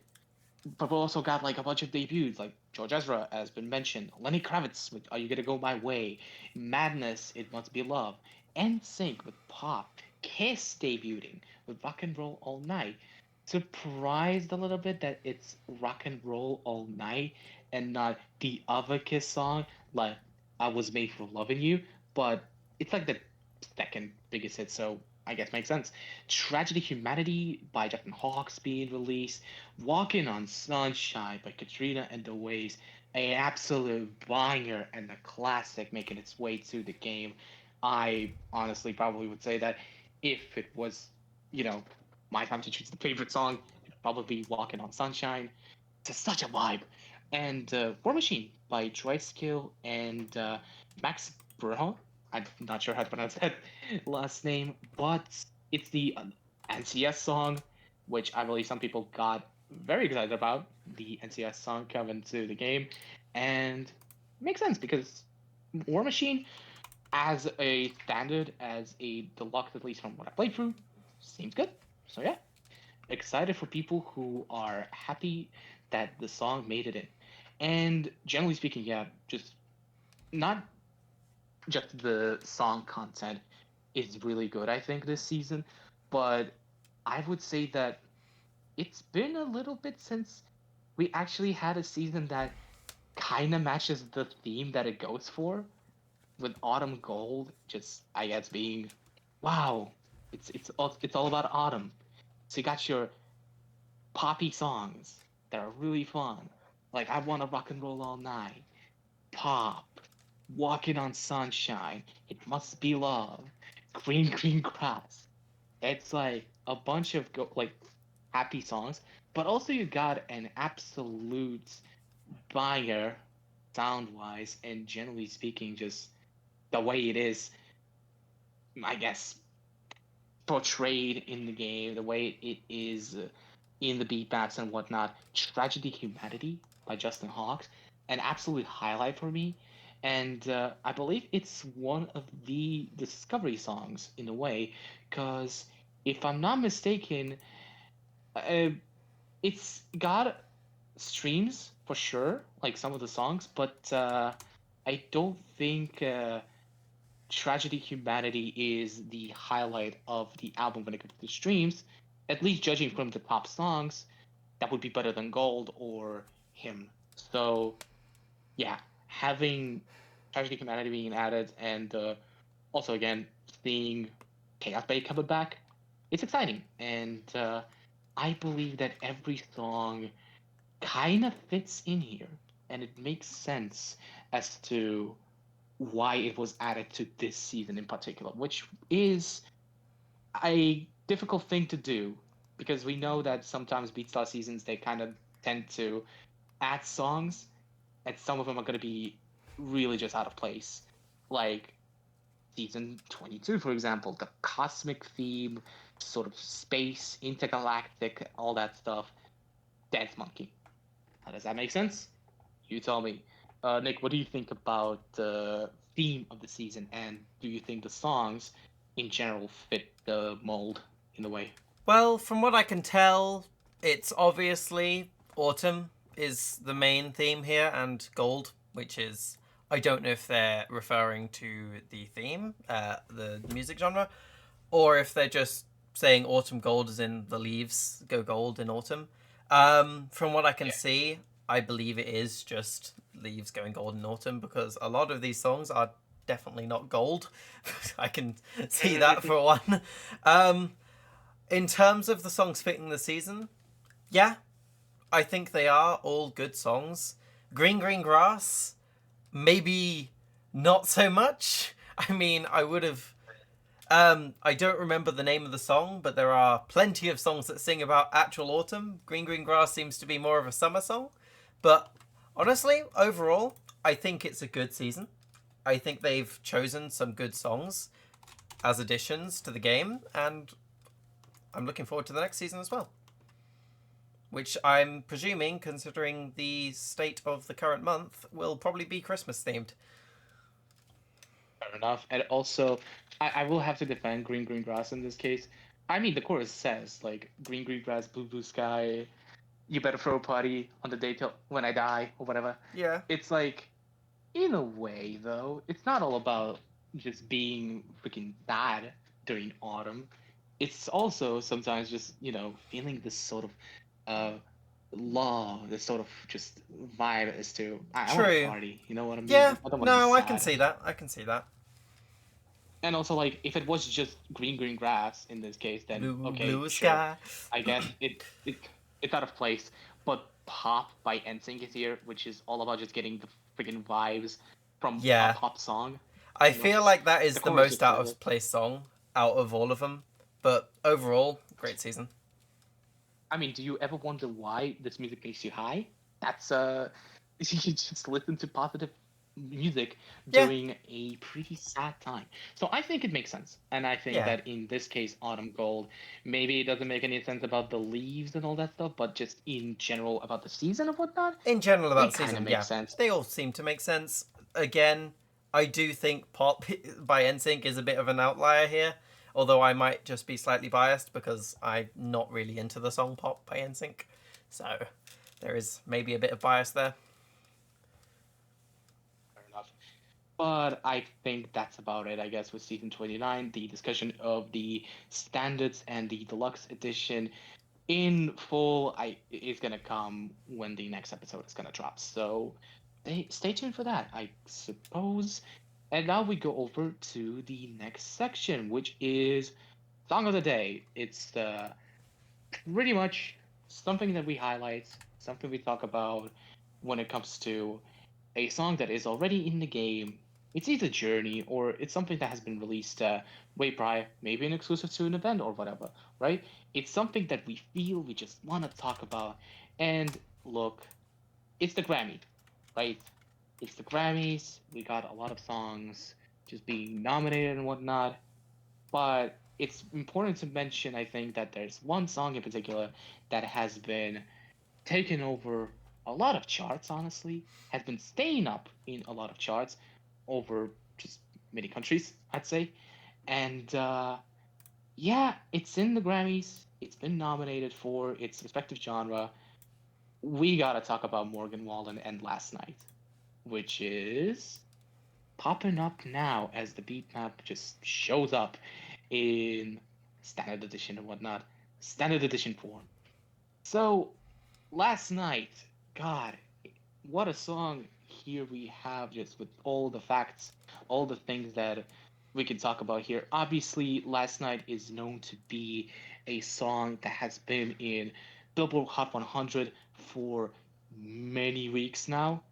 But also, fun fact is, the song also topped the Australian ARIA singles charts like during its eighth week at number one. It broke the record for longest reigning leader by a male American country singer, which it basically surpassed Billy Ray Cyrus's 7 week chart topping run with Achy Breaky Heart in 1992. So that's not the new king of country in that regard, I guess. Then we gotta say that Last Night also spent 16 non-consecutive weeks at number one at one point on the Hot 100, the most ever for a non-collaboration. And the thing is, like, that's for a non-collaboration. For collaborations, you had same results, 16 weeks at the top, for songs like One Sweet Day by Mariah Carey and Boyz II Men, and also that one remix done by Louis Fonsi and Daddy Yankee for Despacito, but Despacito featuring Justin Bieber, which is, I mean, I don't know if you like it or not, but Despacito has been surprisingly absent from Beatstar. I'm actually wondering what the heck it is. Then, if we talk about just the song in general, fact wise, Last Night is the second track of Morgan Wallen's third studio LP, One Thing at a Time, which we've talked about in a Country Star overview.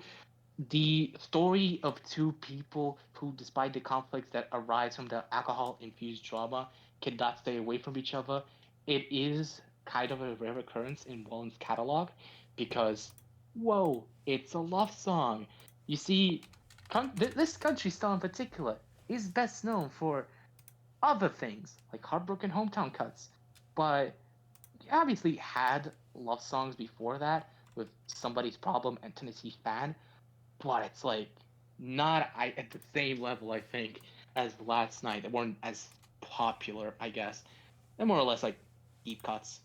And yeah, the song details pretty much a man recalling falling with love with a partner while drunk the previous night. And although there are allusions to somewhat toxic behavior, they continue to yearn for the seldom night to not be their last. Could you relate to the message that the song tries to make, Nick? What do you No. think about Last Night in general? Honestly, it's one of my favorite country songs. I've listened to it multiple times on Spotify for some reason, and I really enjoy the chart overall in game, and I'm looking forward to a deluxe version of it, which I do believe is on Country's Beatstar, correct? Potentially? Yes. I Yes, can yes, yes. actually pull that chart up right now, maybe. Yeah, so If I there can remember the is, URL. No, I cannot. Ah, bro. But yeah, there is a deluxe version of Last Night in Country Star. So either way, if Nick is going to just pull it up, I would and love to we if I can could see. find the link. Oops, Um, oopsie daisy. yeah. But yeah, the deluxe version is there, and in a way, it is a preview of sorts that probably Beatstar is gonna have a deluxe version of Last Night like this as a normal version with a bunch of notes and honestly a pretty decent beat map chart in that regard. And in all due respect, like Last Night is actually a pretty solid song because of the fact that it's just so catchy with the melody, with the thinking that Wallen does, with just everything that goes into the song. I think it's probably making sense as to why it is where it is, pretty much. When it comes to the song's positioning, when it comes to the nomination at the Grammy, being side by side with the cover of Luke Combs' Fast Car, if I'm not mistaken, it just makes sense to me. And having the song being added to the game in general with a pretty solid standard chart, although an easy one, but it just makes sense. It's been added to the game as a artist event, like a part of an artist event, collaboration with Morgan Wallen, which had its own questions because of Morgan Wallen's personality and just stuff that has been happening in the past, but I think more or less people just kind of got over it, and Yeah, and let's be honest, Morgan we now Wallen just is a good artist. well, I mean, In terms of it's a music. point of view. Oh god, I just went super speed there. There we go. We happens, I suppose. But Yeah. yeah, I would say that, in all due respect, Morgan Wallen and the addition of Last Night is definitely a good one just because of notoriety and attention because it's a bloody big song. So getting that song licensed and just I have an issue with karaoke competition winners as serious artists, to be honest. Well, that is that's a thing for Nick to I guess talk about, but it's an off-topic thing, I suppose. So, ooh, but yeah, I would definitely say that is still a pretty solid addition to the game, and business-wise, it's a good addition as well because again, Last Night has been pretty big and pretty popular. So of course, adding the song to the game would bring attention to the product. So makes sense to me why the collaboration happened, and makes sense to me why Last Night has been brought into the game. So it's all good. It's all good. But yeah, now we can move over from the song of the day. Hopefully, you learned something new about Last Night to the next section, which would be ooh wee beat question or the beat topic or whatever the hell we called it in the past, but then renamed it. I believe we It called it Beat is Topic.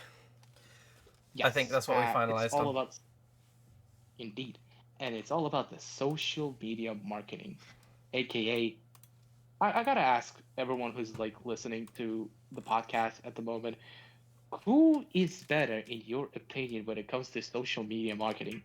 Is it going to be Beatstar, who does a bunch of things when it comes to like song of the week or whatever, just talking about facts about the song, showing off parts of the beat map of the song, or Country Star with their memes, and I mean a bunch of memes, super just I don't even know how to describe them.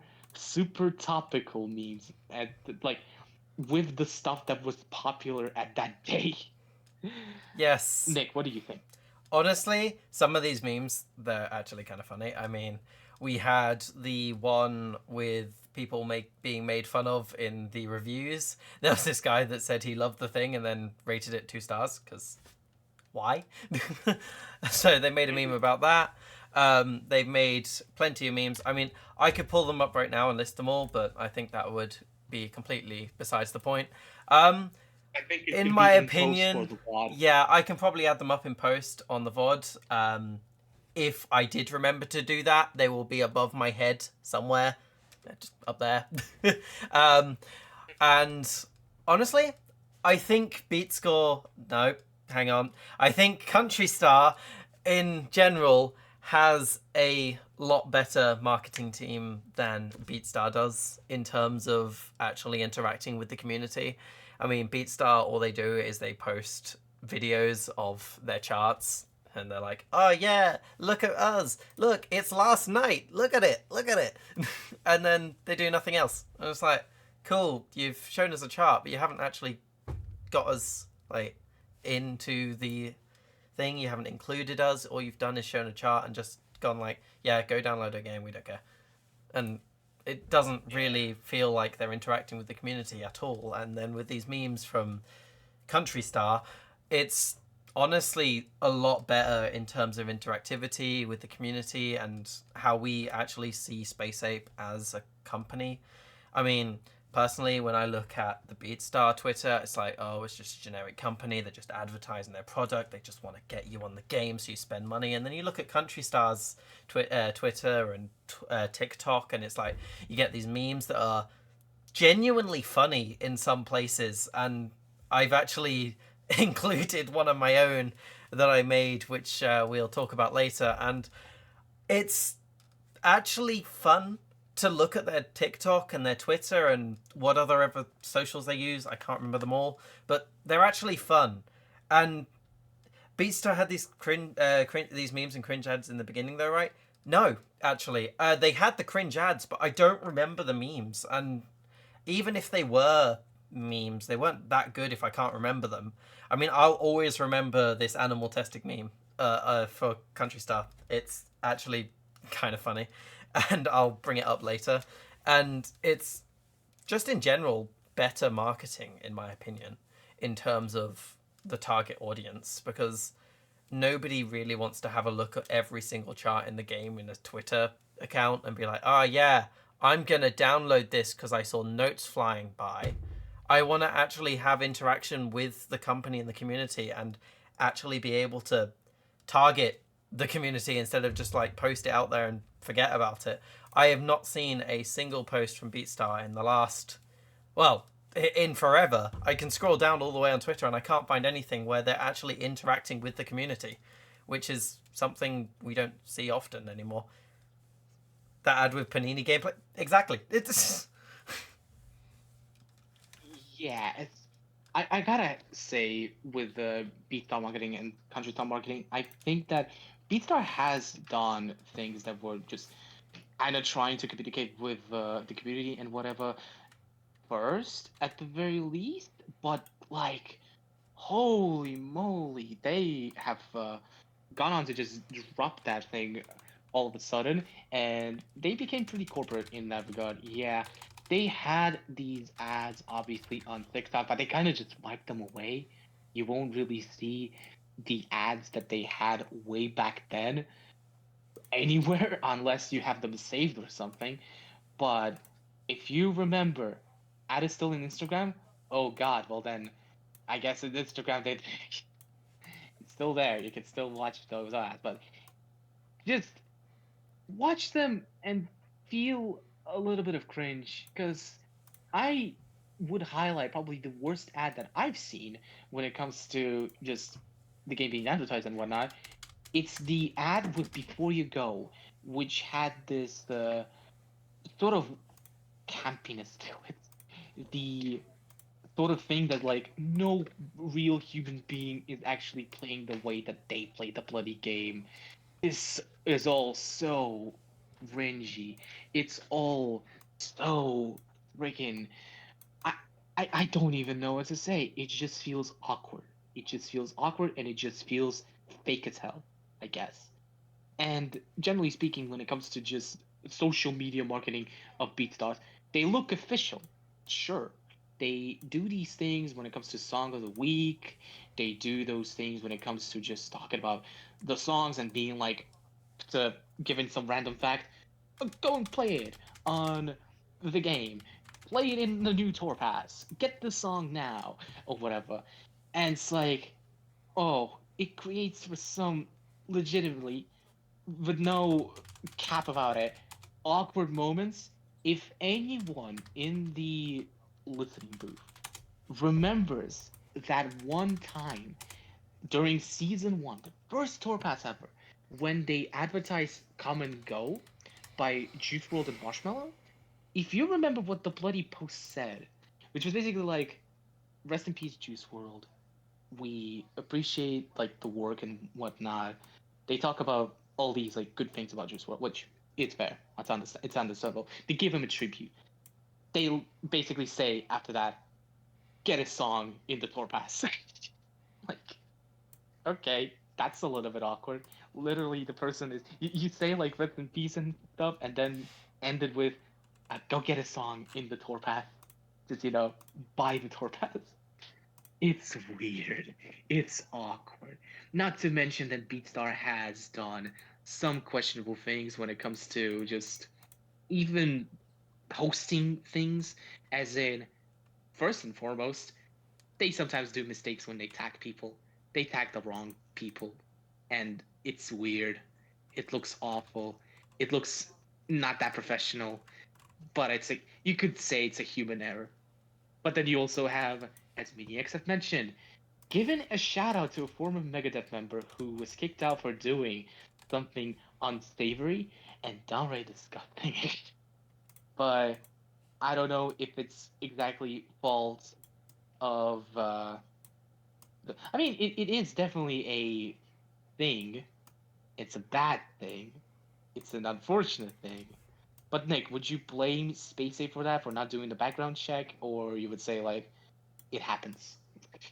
I mean, it happens. Yeah, it happens. There is really no blame to be put out there for that. I mean, yes, they could have done this, but they could have done that, and they could have done this, and then everyone's going to be complaining about that. But, like, no. Honestly, people mess up sometimes. Companies mess up sometimes. I don't see anything wrong with it. Wow, they messed up once. It's probably not going to happen again. They've learned their lesson. And Unless it does happen again, then you could just say, then wow, if it does happen again, then it's like, wow, you've already done this once. How have you fucked up again? It's like, it's a little bit, once you do it the same mistake multiple times, it gets to a point where it's like, are you really trying at this point, or are you just shoving it out there and not caring? Yeah. But then you have Country Star, and you're like, oh my god, they actually do care. Oh my god. Yeah. These memes. And just this marketing in general. Again, mentioning how they got all these artists sort of talking about the game and even playing the game in general. Like, to me, that's real good marketing strategy. Just have an artist actually play their songs, actually trying them out, talking about the fact that they are involved in the game and whatnot.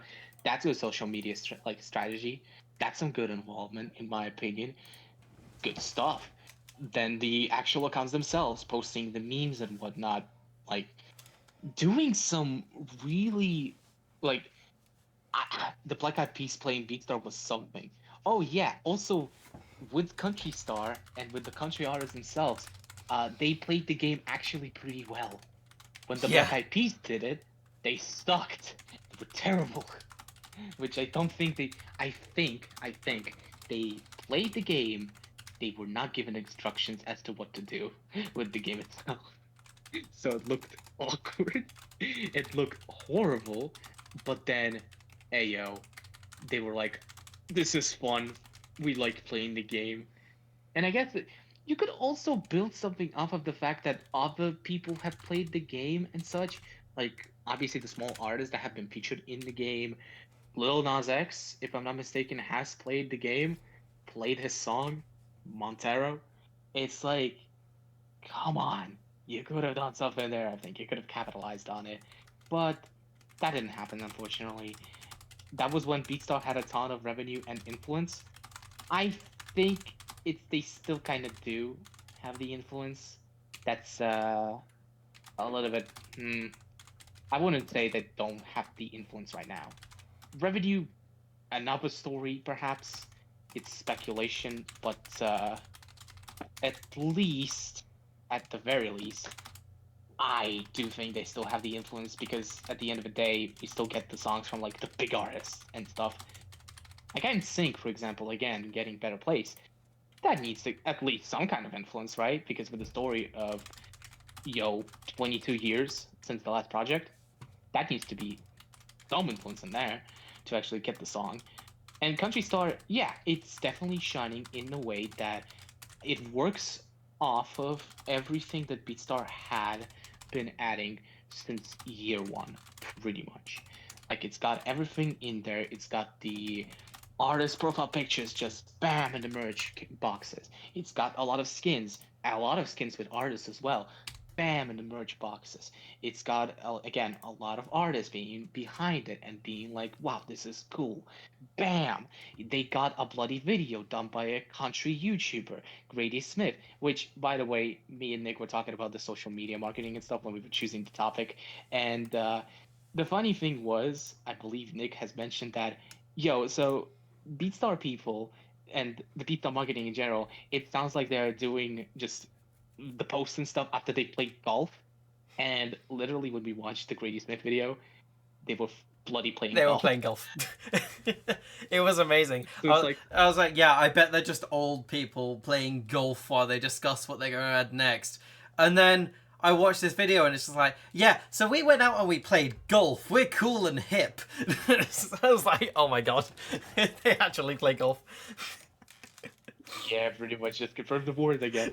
Yeah. And but still, like Country Star is actually looking hip, and it's Yeah, actually looking it's like great. wow, it's run by people that want to have fun Yeah. and also promote the game and whatnot, and also capitalize on just memes, the power of memes, and not making them that cringe and that corporate. Honestly, more or less just making them ironic, I guess, Yeah. which certainly adds some charm to the game. And I think what Country Star has been doing, if it obviously as we talking about the Country Star team and Beatstar team being different entities in a way, the Country Star team does something really good in a way, and it's definitely got some aspects that are better than Beatstar.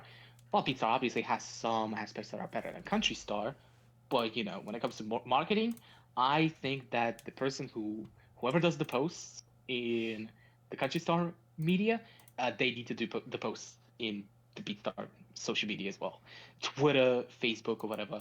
They just got, or X. Now it's called X. They just gotta do it. They just gotta do it because it's honestly good stuff. Trivia and all that is good, but at the end of the day, you can't just run off of trivia every single time you do a bloody Twitter post or a TikTok post. I don't think you can. It's like at one point, it's just gonna get tiring. So just just add some memes, just add some casual things to the media. It's gonna be better, I think. Oh yeah. There we go. There is the photo of it, which could be posted in WOD maybe. When I talk about the Juice World thing, but the text says, "Rip Juice World, may your legacy live on through your music. Grab Come and Go featuring Marshmello now playing on Torpad Season 1 with the hashtags Rip Juice World, Juice World, Juice World Heartbreak, and Music Gaming." That was insane. Oh, I'm so It's sorry still that you there. died. Download our game. Yeah, and also, if I'm not mistaken, they on Twitter added Marshmallow. It was the wrong one. It wasn't the real Oh my Marshmallow. god. That's amazing. Yeah, yeah, it still look awkward. So at the end of the day, the moral of the story is, Beatstar had something to learn from Country Star. I think, like they can do trivia stuff. I'm not saying they can't, and I don't think it's a bad thing that they do trivia. But like, just have some other things to talk about. Just have some other posts to do. Be more casual. Be more open. I think in that regard, Beattalk can actually get some W's. And all that stuff would be cool. So that would be the beat topic. And now we move over to my special section, I suppose. And I'll Because hey disappear yo, for this. it it is a music server, isn't it? So we have to talk about stuff that is actually related to music. Maybe it's about, adding some new songs to the game. Maybe it's about discovering something that is already in the game, but a part of just an amazing album that you need to listen to. And this is why Infinite's Music Corner is in here. I just want to pretty much give some recommendations. It's not going to be a long one when it comes to the section and whatnot. Do some music that I personally listened to, and I was like, yo, it's actually pretty sick. And so, yeah, I'm going to give some recommendations. One of them being obviously the lad that I won't shut up about, and I do think that he needs to be in the game, especially because, yo, Marina's here. You got the political song in here, so I think this lad may make it. And it's obviously the son himself, grandson. And in that particular introduction, I have to recommend the last album that he did and posted it, I guess, on everything. On May 5th, 2023, I Love You, I'm Trying. A an album that comes as the second LP after Death of an Optimist, the one that came out in 2020. And yeah, I mean, this is Grandson's second LP. He improves, in my opinion, on a lot of things when it comes to that LP. The topics, while also having some political discussion, they are also just about personal things, life in general, fears and whatnot, anxiety. It's very ambitious when it comes to some of the tracks. Like, I have to mention Murderer being one of that tracks. We're also talking about Heaven in this case. Ambitious tracks when it comes to the story. And also, you got some short bangers, which probably could fit into TikTok trends and stuff like, as an example, Something to Hide, an absolute banger of a track, and I do think that's the song that actually got me to listen to Grandson in general. And probably, as you may know, Grandson is also one. I guess one of the peeps that has been featured in the marketing of Call of Duty Modern Warfare 3 because of this song Bloodwater being in one of the trailers, if I'm not mistaken, for Zombies. And yeah, I think if you like Bloodwater, I believe that you need to check out some other stuff that Grandson's doing because yeah, Grandson I believe is actually a pretty good artist, and generally speaking, he's got some good songs, maybe some mid, maybe some bad, but also just good songs in general. And another album that I have to just give a shout out, but it's just if you really feel sad and you want to, I don't know, go into some gloom territory and maybe cry, I'm going to say the name, but I will not talk about it in detail. You just have to listen to it for yourself and maybe read up on it. Giles Corey, which I will type in event discussion if anyone wants to check out or if anyone knows what the hell did I type in and what the hell I said, you'll know what album this is. A personal 10 out of 10 from me. Amazing album. Needs to be listened to. And it's going to probably leave you a little bit sad.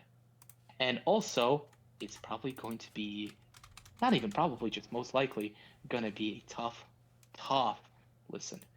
And now we move over to the, well, not the final bit, but it's going to be just an introduction for the thing we're going to be doing for the Beatcast submissions channel. And Nick, if you might, please talk about the Beat meme thingy. Ah, If you can. yes, the Beat meme. Ah, we've got an announcement to make for, I believe it's going to be the next episode of the podcast, correct? Yes, Yes. pretty much. Okay, yes, pretty much. Good. Okay.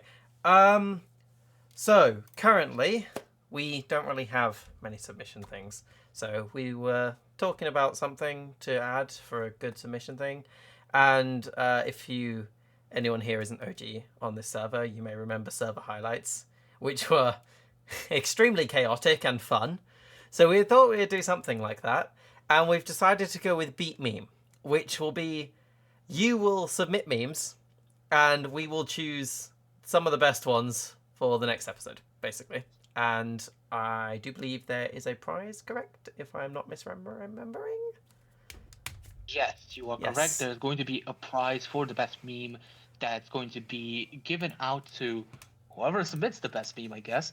Even though there are going to be multiple memes shown off, I think we're going to give that one prize to one lucky person, and that lucky person is going to get some cards. Lovely, lovely cards.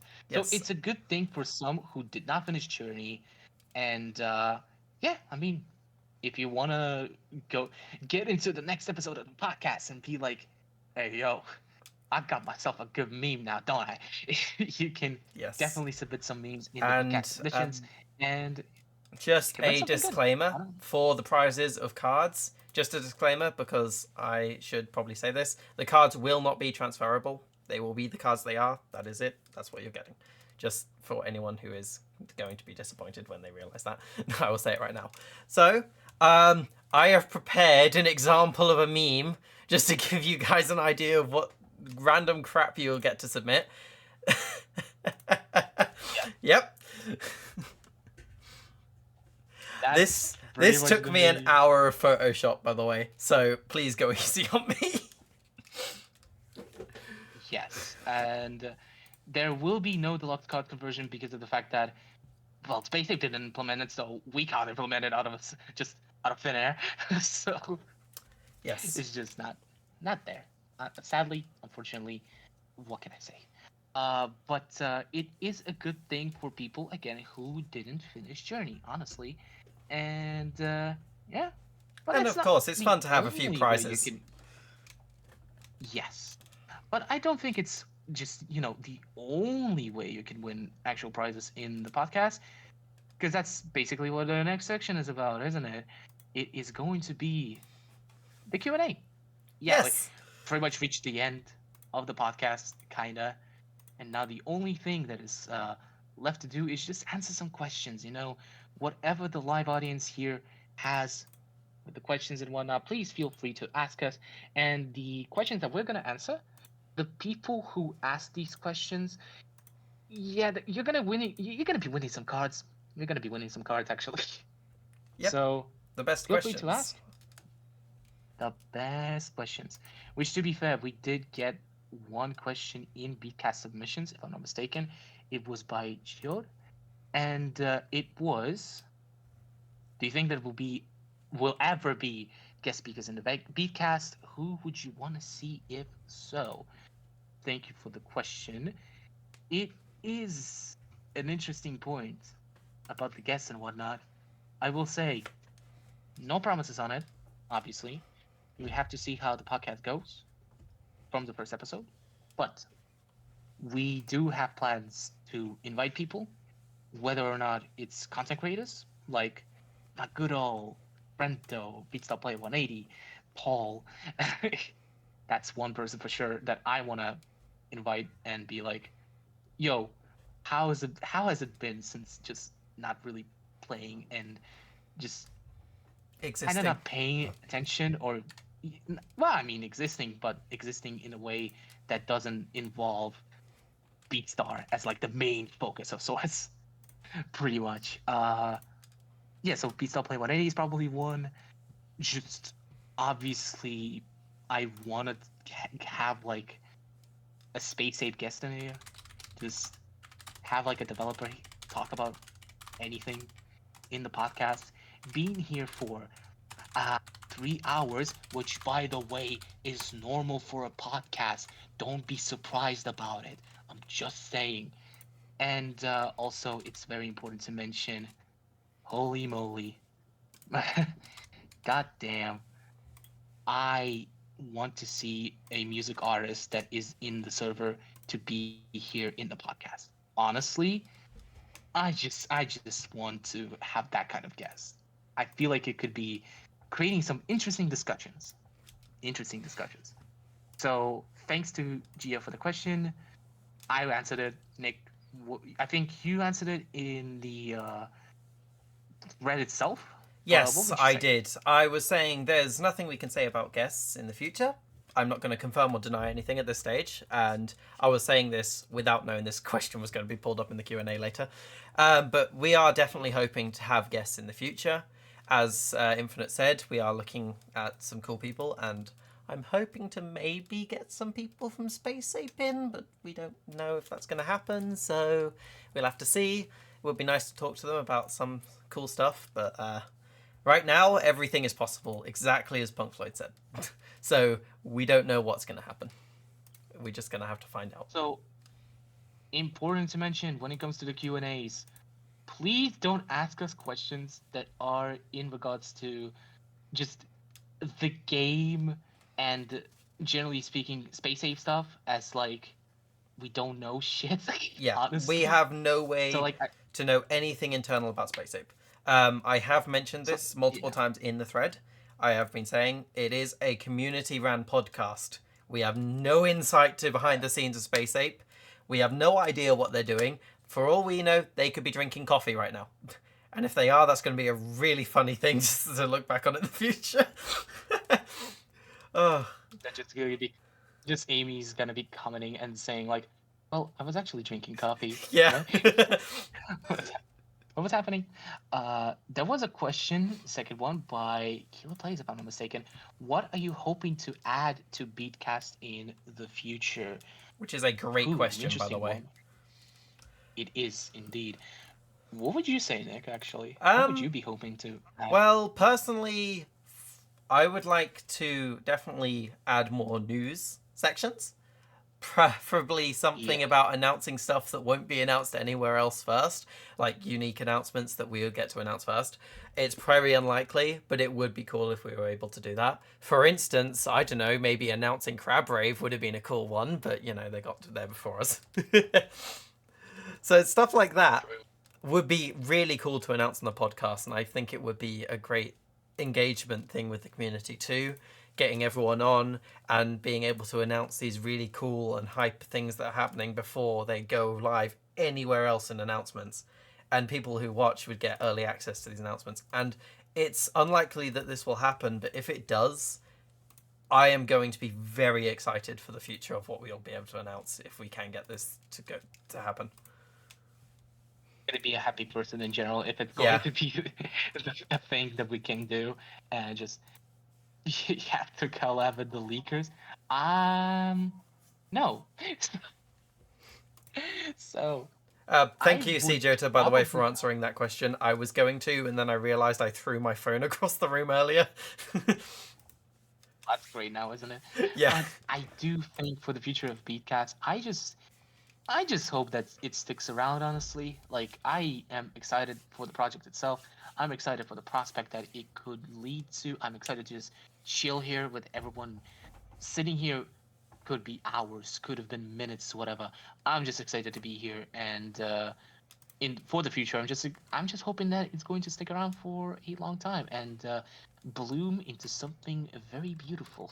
And I am really With all due thankful to respect. Gert for giving us this opportunity, because without him we would be nowhere right now. So thank you, Gert. I don't know if you're Indeed. still in the audience. No, you did leave. You trust us enough to be here on our own. Quick, say something illegal. uh, I do. I do agree. I do agree with that, though. Wouldn't it be cool? Okay, Invicta 120 asks, wouldn't it be cool if in the future we could have artists to compete with lucky winners split screen for all to see? Oh, that is a really That good is a cool question, just idea. because of the fact that, damn, that is cool. That is a really cool idea. Imagine just having like a guest in the podcast and doing a thing where one of the Beatstar players is just going to play with the artists and they're gonna compete. That is, Yeah, that would be great. that would that would be great. But in general, just having like the artists during an interview play their song, that would be sick. Yeah. I'm definitely thinking It would about take a that lot of aspect. planning, though, purely because of the fact we'd have to get them True, set up with a camera system, and they would have to have all and that stuff. also maybe train them as well, perhaps. Train them how to do Actually, podcast stuff. the podcast staff And to can actually also play the just, game. you know, Yeah, Yeah. that second one was probably. We the also have a one that I question was from Crabfire, worried who about. is asking when the next podcast will happen and if they'll be frequently or in random days. We are hoping to do one every Tour Pass season. So that'll be one every 20, 30 days if we continue with the current state of Tour Pass seasons. Yes, and ideally, I think that the podcasts are going to be happening when the next deluxe tab sneak peek is going to happen. Yeah. So pretty much when the sneak peek happens on the day, that's when the podcast happens. So yep, that's pretty much it, I would say. And I believe, yeah, 4 questions. We do have one spot for the last one. Last question. Whoever has it, you will probably get yourself a Yeah. card gift. And While if we're you already waiting for complete people, 3, we can then turn on elevator music. This isn't going to show up in the VOD, but elevator music. okay. And I don't think I hear it, so elevator music. Also, I do think that if you ask a question and you already complete a journey, you can still gift it to someone. I think. So like if you want to Yes. make a present to your friend, do it. Yeah, because they are presented as J-pop. links, correct, Infinite. Okay, J-pop asks a question of, wait, speaking of Twitch drops, why don't we start a Twitch channel for the podcast? It could be a good idea. Okay, that's a final question, right? And that's a good one still. That's a really good one. We were discussing platforms to which we would upload the podcasts and whatnot. So ideally, you will see the podcast obviously here as the live platform.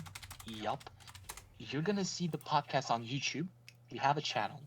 The WOD on it is gonna go live sometime in the future when the thing is gonna be edited, and we're probably going to edit out some rough edges. So we have like all the unnecessary things edited out and whatnot to make it all like a little bit smooth. Not my YouTube channel, but it's a different one. It's a different one. Yes, it is one Then directly we dedicated also to Beatcast. I'll post the link yes, later. later on. And also we do have yes, from 3 hours down to 20 minutes. No, it's not gonna happen like that. But also, if you want to check like a really long podcast, I suggest watching Cultaholic because they do have like a bunch of hours racked up when they do podcasts and stuff, which is probably like the thing that inspires me with the podcast and whatnot. Like it may be long, it may be really long, but also I'm just I'm just chilling, you know? I'm just vibing and talking with the co-host that I really want to talk with. So sitting like that, it's fun. It creates some enjoyability. And so yeah, obviously YouTube is one, as I've mentioned. Spotify has been looked upon, and I believe it's possible for us to post the podcast on Spotify. Nick, you can tell more about this one if you can. Oh, sorry, I was discussing something with someone. What was the question? Question was Spotify Ah, podcasts yes, of on course. Spotify. We do have a channel set up. I'm not fully finished with it, so I will need to spend a little bit of time getting it all set up. Once we upload the first episode, it will go live, and I will be able to send you the link. But right now, I'm not going to send the link anywhere until I'm finished. Also, currently, I have stolen the Beatstar community logo, but we can use that for now. It's fine. Yes, of course. We got the logo for the Beatstar server Yeah. pretty much. That's the setup for the YouTube channel and for Spotify, which I mean, Apple gotta thank the Podcasts, person who actually made the one the that logo. Kyla just said, Apple Podcasts is planned. I haven't got it set up yet though, because I don't know what I'm going to do about Apple ID wise. I'm not going to use my personal one, so I'll have to set up another one, and it'll be a pain in the bum. So I'm just going to do that later. But for now, Spotify and YouTube are confirmed. Other podcast places for uploading may be considered in the future, but for now, it's just going to be YouTube and Spotify. is an interesting idea as a platform for the podcast, but I think if you want to implement Twitch drops, then we need like full support of Space Safe in this case, and Yeah, it basically needs to be a Space Safe podcast and not like yeah, a community run podcast. So I think it could be in discussion, but as of now, cannot confirm anything and cannot really say that. Yep, it's definitely gonna happen. Just it's not. I have no idea, and probably Nick as well doesn't have any idea. But we can discuss that. I think it's an interesting point when it comes to just making a Twitch account and be like, yo, this is where you can also watch the podcast or whatever. So yeah. Yeah, I didn't mean actual Twitch drops. I mentioned something similar to entice more listeners. Well, in a way, the cards are one, and ideally, for people that don't want to sit here for like a long time, we will set up a Q&A bit on Spotify, just in case. yes. So I'll that try to people who anyway. can't stick around, yeah. So if people don't want to stick around, they can ask their questions in the Spotify Q&A bit, and we can see them, and we can choose the best questions for us to answer and whatnot. And those people can get some cards or get some cards. I don't know. That will depend. So yeah, I think that was pretty much it for the Q&A, and it is the end of the first episode of the podcast. Hoorah! We've gone through the real big old hefty episode. That is wild. We actually did it. We actually put this into fruition, and I'm so excited for the fact that we did it. So I want to say thanks to everyone who stuck around, whoever like has been listening to us just ramble on about Beatstar, this stupid little music game. Jokes, obviously. We do be liking it. If we didn't, we just wouldn't talk about it now, would we? Um, and yeah, in general, very excited as for the future. I am very excited as to what we can do, and very excited for the future of stuff because I think first episode is like, damn, we're gonna be just getting our foundation set in, like to build sort of something to stand on. And the next episode we're just gonna try to improve on some things, on some of the rough edges. So for example, when it comes to the beat score charts and whatnot, for example, they're gonna be more prepared, and they're gonna be like actual recordings and stuff for the charts. So when pretty much season 29 comes to an end, we are going to discuss more things pretty much, and actually have like visual representation and whatnot Yes. coming from the actual game itself and not just beat score or I'm texture. actually in That's discussion cool. with Detho right now about getting a custom beat score overlay, so ignore what Infinite said. Ah, oh my, okay, fair enough. Ooh. And also, I will definitely mention that we could have talked about even more things. Funny enough, I believe we skipped over Deluxe's like humble freestyler and hit 'em up style. We didn't talk about them. Oh my god. I will say, I will say, they were fine. That's all you that's all you need to know. Freestyle maybe was a little bit disappointing, but they were fine. And that's about it. We have not left anything uncovered. We have covered, I believe, everything that we wanted to cover, and I hope that the next episode is gonna have news. It's gonna have a bunch of things to discuss when it comes to the season, the 29th one, when it comes to the deluxes and standards and whatever, and also when it comes to just season 30, because it's anniversary pretty much. It's the longest goodbye, but also it's I just don't want to go. I just don't want to leave. Oh my Hey, if you god. keep it going for another 1 minute and 30 seconds, it'll be an exactly 3 hour recording. Yes, we need to do that. So yeah, thanks everyone for joining. You will probably be contacted by Geared or whatever about the cards thingy, Yes. and whoever asked the questions and we answer them, you're gonna get them. You're gonna get them cards. So yeah, thanks everyone. Nick, do you have some words of departure? Yes, I have words of departure. Words. Bye. Thank you. I'm just See you kidding. around I'm just on kidding. the. Thank you everyone for tuning in. It was great to have you. This has been a great experience, and I'm looking forward to the next episode. This is my first time doing a podcast or anything similar to a podcast. I mean, last time I did anything live, I was streaming as my old account, so this was really fun. It was great to answer some of these questions. These questions were great, by the way. The future of Beatcast question, loved it. That was a really fun question to answer. And I have exactly 30 seconds left, so I'm going to talk about... does anyone like Subway?